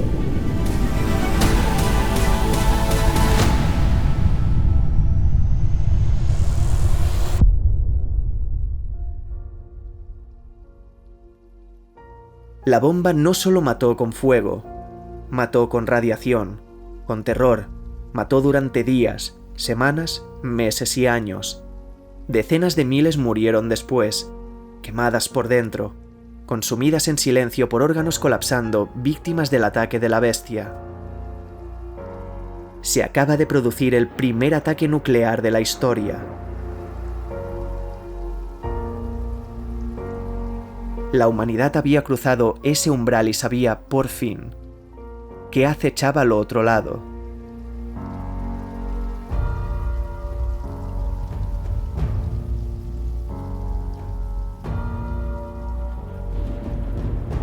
El rostro del horror nuclear había sido mostrado. Hiroshima había dejado de ser una ciudad para convertirse en una advertencia, envuelta en humo, y la carne calcinada de inocentes, cuyo único crimen había sido existir en el lugar y momentos equivocados. Pero aunque el gobierno imperial vacilaba y la consideraba por primera vez, Japón no daba la rendición. Y en ese tiempo de duda, Estados Unidos, que ya no tenía freno, había ensamblado la segunda bomba. La decisión estaba tomada. Porque cuando matas una vez, puedes matar una segunda. Y cuando has matado por segunda vez, entonces puedes matar al mundo entero.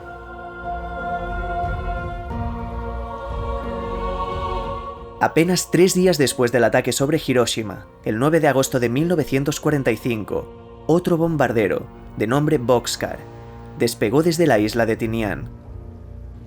A bordo portaba Fat Man, la bomba de plutonio, más compleja, más impredecible, pero más potente y más letal que la de uranio.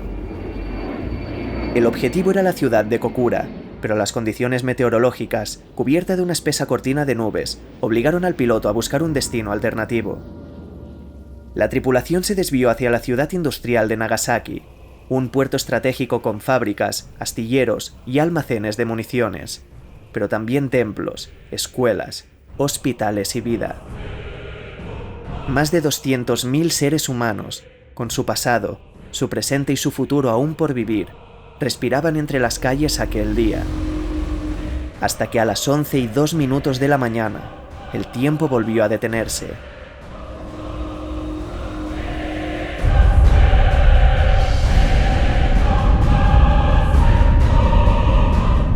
Fat Man fue liberada.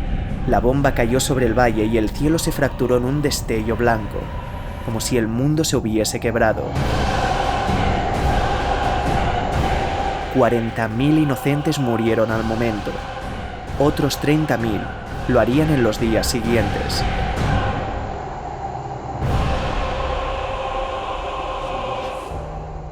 Los testigos hablarían de personas evaporadas, otras calcinadas lentamente, de cuerpos fundidos con el suelo, de sombras humanas impresas sobre muros de piedra, de supervivientes caminando como espectros, arrastrando la condena de existir en un mundo que ya no reconocían.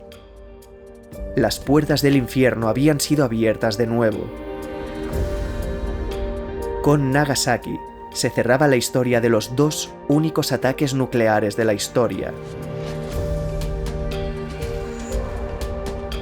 Y ese mismo día, como si el infierno necesitara un empujón más, la Unión Soviética entró oficialmente en guerra contra Japón. En cuestión de horas, más de 1 millón de soldados del Ejército Rojo cruzaron la frontera con Manchuria, la región de China ocupada por Japón. El imperio japonés se desmoronaba por todos sus frentes. Su tierra y su cielo habían ardido, pero aún así, la rendición no llegaba.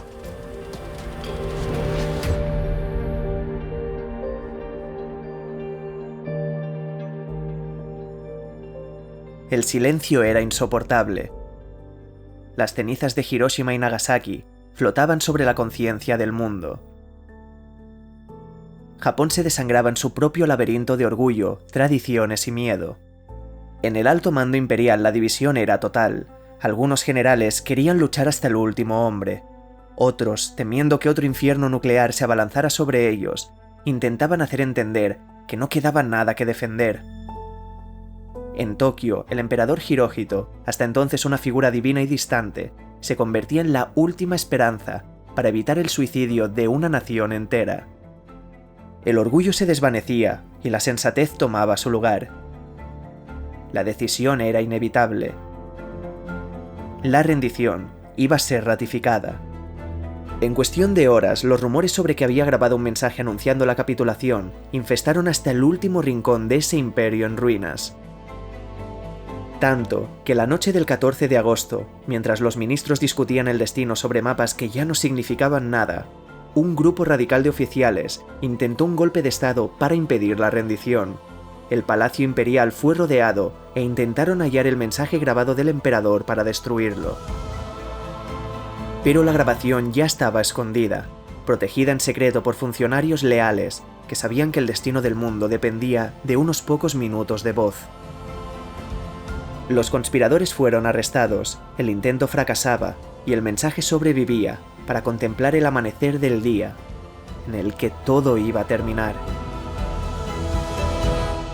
La mañana del 15 de agosto de 1945, millones de japoneses encendieron sus radios. La voz de su emperador rompió un silencio cargado de tensión. El pueblo no había escuchado nunca su voz.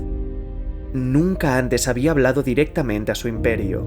Ahora lo hacía, para anunciar lo impensable. Japón había perdido.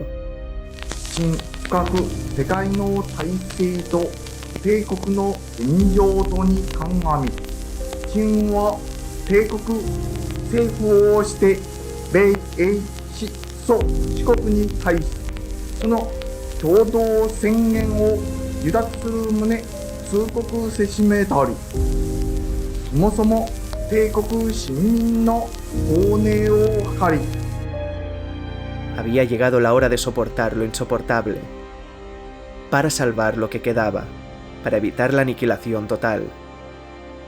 En ningún momento pronunció la palabra rendición, pero todo el imperio entendió lo que acababa de suceder. La guerra más devastadora de la historia acababa con esa grabación. Más de 70 millones de muertos. Ciudades arrasadas, naciones quebradas, campos cubiertos de cadáveres anónimos y un nuevo poder nuclear que acechaba. A falta de una última firma, la Segunda Guerra Mundial había terminado. Pero el mundo que emergía de sus cenizas había cambiado para siempre. Received this afternoon a message from the Japanese government in reply to the message forwarded to that government by the Secretary of State on August 11th. I deem this reply a full acceptance of the Potsdam Declaration, which specifies the unconditional surrender of Japan. La voz del emperador había sellado el destino de Japón. Pero el mundo aún no respiraba del todo. No había una rendición oficial y quedaba la monumental tarea de desarmar un imperio entero y, por encima de todo, una ideología que había sido resquebrajada, desprovista de un orgullo que los había empujado hasta el fin del mundo. El 27 de agosto de 1945, barcos estadounidenses empezaron a emerger en el horizonte de las costas japonesas, liderados por el general Douglas MacArthur. Empezaba la ocupación militar de una nación que nunca antes había sido conquistada. Las tropas desembarcaron en orden, sin ninguna agresividad, ante unos soldados japoneses que, siguiendo las órdenes de su emperador, empezaron a rendir sus posiciones, bajaron sus banderas, entregaron sus rifles y firmaron documentos, sin oponer resistencia, pero no sin un profundo dolor. Para muchos, aquello no era una simple derrota militar, era el fin de todo lo que conocían, de su imperio, de su mundo, de su honor. Los estadounidenses comenzaron a tomar control, en una ocupación militar, política y simbólica, de instalaciones estratégicas, comunicaciones e infraestructuras. Aunque no destruían nada, aunque ninguna bomba más cayó ni ningún arma fue disparada, sí estaban ejecutando el desmantelamiento de una ideología imperialista que durante décadas había florecido en el corazón de cada ciudadano japonés. La ocupación no era el final, era el principio de algo nuevo, una refundación del imperio del sol naciente. Pero todavía faltaba un último gesto, una ceremonia, una firma, una escena definitiva que sellara no solo la rendición, sino el fin de la más grande de las guerras que el ser humano había conocido.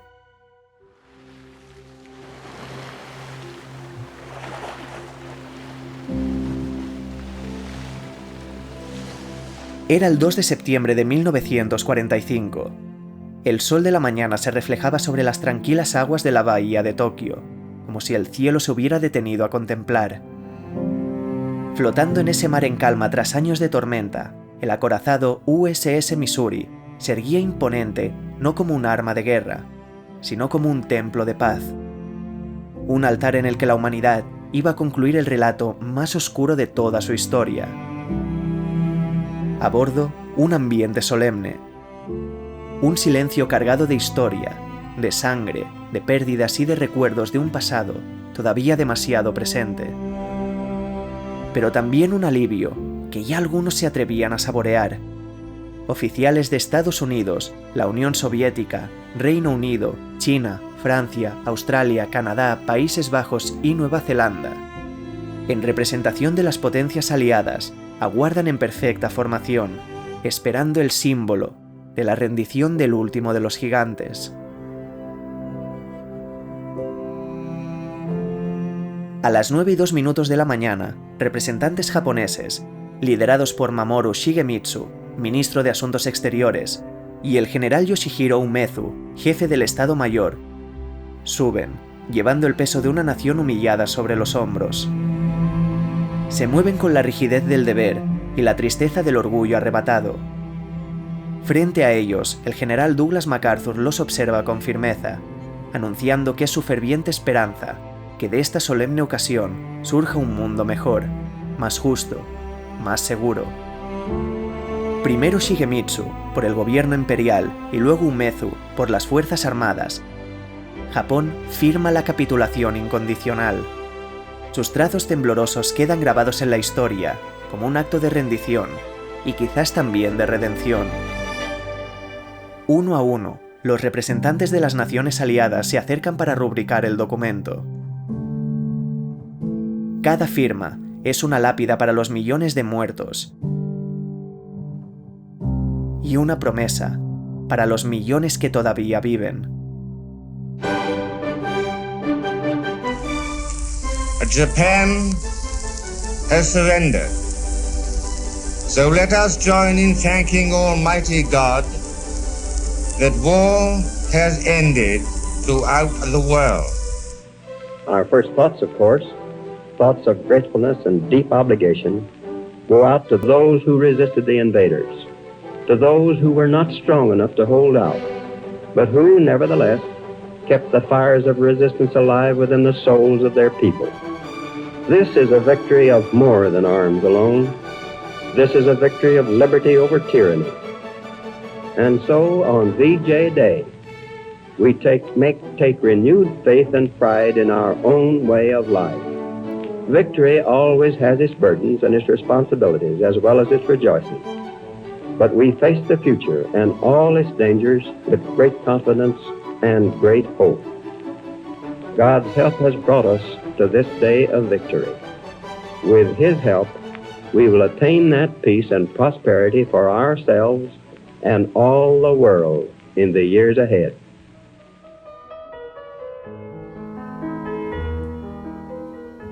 La Segunda Guerra Mundial había terminado.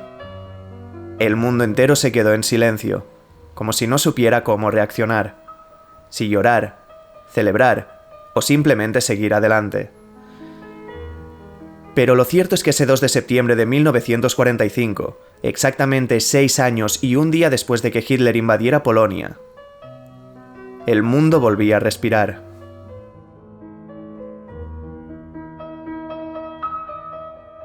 Apenas unas semanas después de que liberáramos a ese dios vengativo, de ese último eco de rendición, la humanidad intentó algo que nunca antes había logrado: aprender de su propio desastre.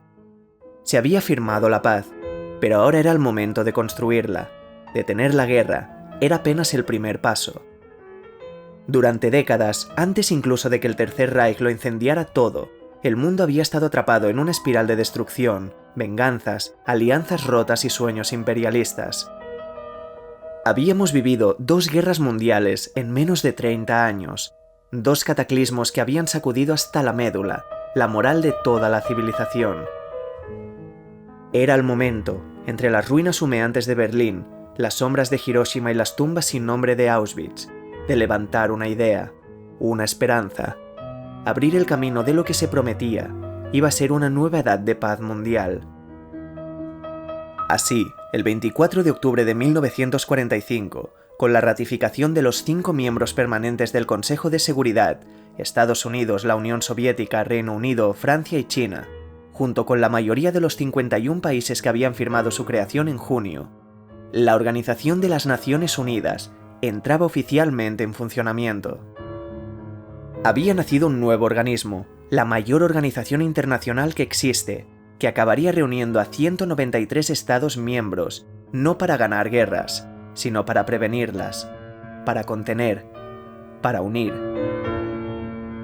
La Carta de las Naciones Unidas hablaba de mantener la paz y seguridad internacionales, de fomentar la amistad entre las naciones y de promover la cooperación en la solución de problemas globales. En ese documento se intentaban plasmar las ideas de paz, dignidad y ayuda entre naciones en las que se debía levantar el futuro. Prometía no repetir los errores del pasado, creyendo que aún existía un nosotros entre tanta división. Una promesa escrita con sangre y firmada con cenizas. La guerra era ya un recuerdo, y aunque fuera sobre el papel, las promesas de paz habían sido firmadas. Pero el mundo sabía que esta vez no bastaba con ganar, reconstruir ciudades o redibujar fronteras. Esta vez había algo más profundo que debía hacerse. Teníamos que mirar al abismo y señalarlo. La maldad humana iba a inclinarse ante la justicia. Tan solo un mes después de que la ONU entrara oficialmente en vigor, se abrió otro capítulo sin precedentes en la historia de la civilización. El 20 de noviembre de 1945, 24 de los líderes más importantes del Tercer Reich se sentaron en el Palacio de Justicia de Nuremberg. Los mismos rostros que durante años habían estado en lo más alto del poder del imperio que intentó arrasar con todo, que habían jurado lealtad al monstruo que soñaba con conquistar el mundo, contemplaban esa alianza de jueces y fiscales que por primera vez en la historia juzgaba a un Estado por sus crímenes de guerra, crímenes contra la humanidad y crímenes contra la paz. The privilege of opening the first trial in history for crimes against the peace of the world imposes a grave responsibility. The wrongs which we seek to condemn and punish have been so calculated, so malignant and so devastating that civilization cannot tolerate their being ignored because it cannot survive their being repeated. En la misma ciudad donde el Tercer Reich había celebrado sus congresos y proclamado las leyes que fracturarían la moral humana en dos, el mundo decidió volver para hacer justicia, para enfrentarse al horror,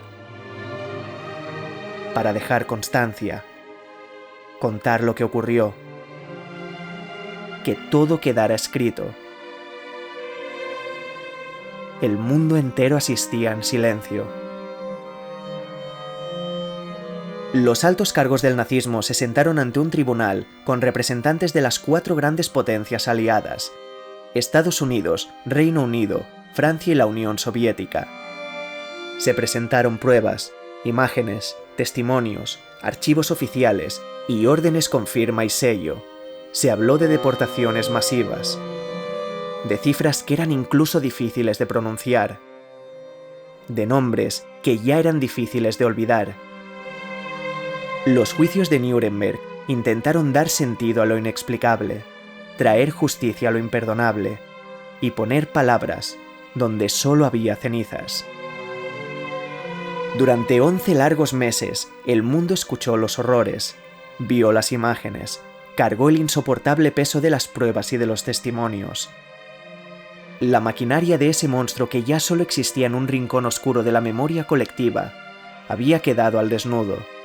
La maldad humana había sido juzgada. Así, el 1 de octubre de 1946 se leyó el veredicto. La justicia, al fin, tomó la palabra. De los 24 acusados del juicio principal de Nuremberg, 12 fueron condenados a muerte en la horca. Entre ellos Hermann Göring, artífice de los campos y de la Gestapo, la policía secreta oficial de la Alemania nazi. Joachim von Ribbentrop, ministro de Exteriores del Tercer Reich, o Wilhelm Keitel, comandante del Estado Mayor que coordinaba las fuerzas armadas de Hitler. Otros 3 fueron sentenciados a cadena perpetua. 4 recibieron penas de prisión de entre 10 y 20 años. Y por último, en medio de una polémica que se arrastra hasta el día de hoy, 3 fueron absueltos. Con esto terminaba el juicio principal, que era solo el inicio de la reprimenda del mundo a lo que quedaba del Tercer Reich. 12 procesos más se celebraron después. En los juicios secundarios de Nuremberg se citó a médicos que realizaron experimentos humanos indescriptibles, jueces que pervirtieron la ley hasta convertirla en un arma, y empresarios que se enriquecieron con mano de obra esclava. Porque el horror nazi no nacía y moría con Hitler. Era un sistema tejido desde todos los estamentos del Estado. Y ahora, pieza a pieza, esa estructura criminal, sostenida por una enfermiza ideología, empezaba a derrumbarse ante los ojos de la justicia. Porque aunque esos millones de muertos no podían regresar, su memoria podía ser honrada con la promesa de que nunca más nos asomaríamos a ese abismo. Los meses que siguieron, las heridas empezaron a cicatrizar lentamente. Las ciudades bombardeadas se levantaban entre los escombros, los refugiados volvían a sus hogares, y Estados Unidos y la Unión Soviética emergían como líderes de ese nuevo mundo. Ahora teníamos que construir una paz que mereciera ese nombre. Y así, después de más de 2 años de debates, borradores, tensiones y consensos que parecían ser inalcanzables, el 10 de diciembre de 1948, en París, la Asamblea General de las Naciones Unidas adoptaba oficialmente la Declaración Universal de los Derechos Humanos. Un documento que era mucho más que un tratado entre naciones, era una afirmación universal, un grito dejado por escrito, una promesa a las futuras generaciones. Todos los seres humanos nacen libres e iguales en dignidad y derechos. Nadie, ningún Estado, ningún ejército ni ningún líder podrá volver a decidir jamás quién merece vivir y quién merece morir. Cada uno de los 30 artículos de la Declaración era una respuesta directa a lo que la humanidad había tolerado en su época más oscura. Una colección de los derechos que toda persona debe atesorar. El derecho a no ser esclavizado, a no ser torturado, a no ser detenido arbitrariamente, a no ser discriminado por su raza, fe, lengua, identidad o ideología, a disponer de una opinión, una familia, una nacionalidad y una vida. Un intento, quizá ingenuo pero innegablemente necesario, de trazar fronteras morales en un mundo que las había traspasado desde todos sus flancos.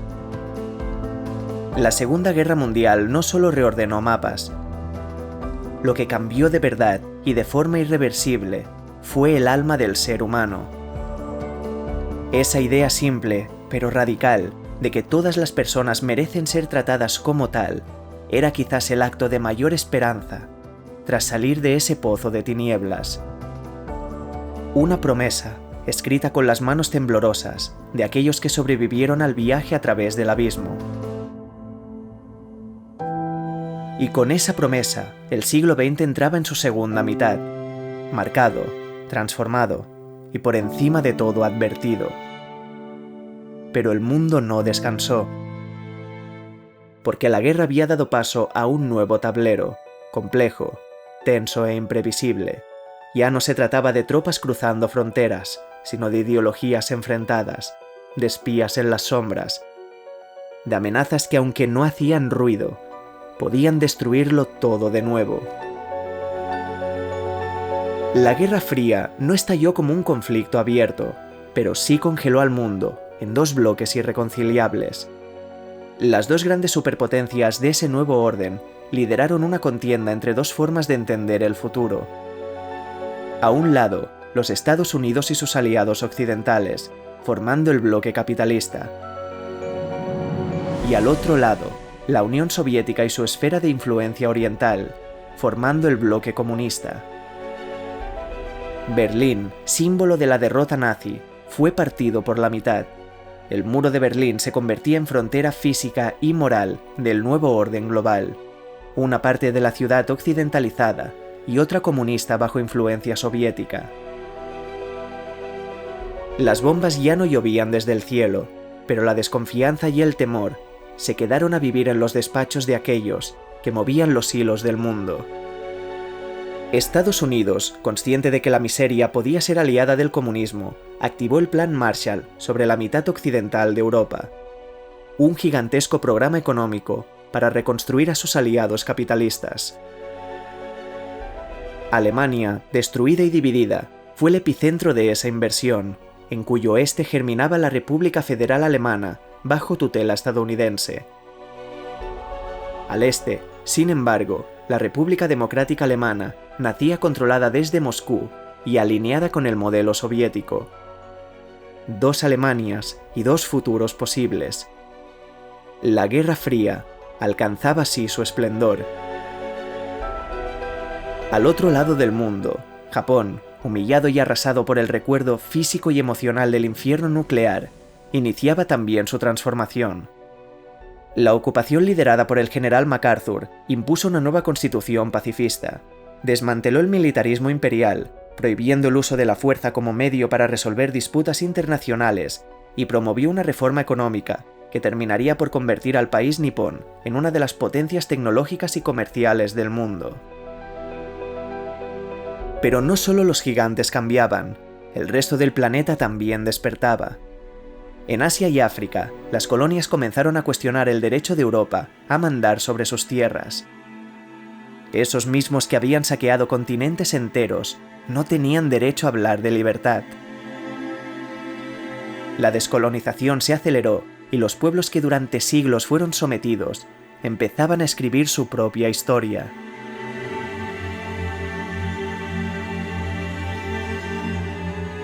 Porque a pesar de irreconciliables divisiones, de la amenaza nuclear que latía en silencio entre los gigantes, de que las cenizas de la devastación seguían quemando, la humanidad eligió seguir adelante, sabiendo que ya no podía volver atrás. Porque todos habíamos contemplado las profundidades del abismo.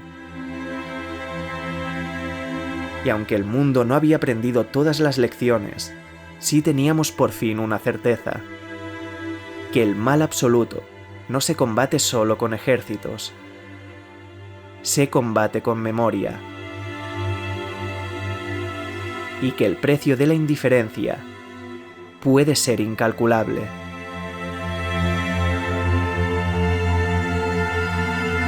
Sobre ese dolor se construyó el futuro. Sobre esa vergüenza, la promesa de no volver a repetir los mismos errores.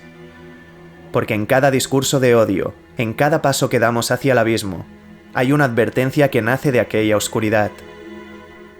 Hay un testigo que nos grita, que nos recuerda que la historia no es pasado, es presente en forma de memoria, y que quien la olvida está condenado a repetirla. Porque aunque siguió girando, el mundo no volvería a ser el mismo. La tormenta había arrasado con todo.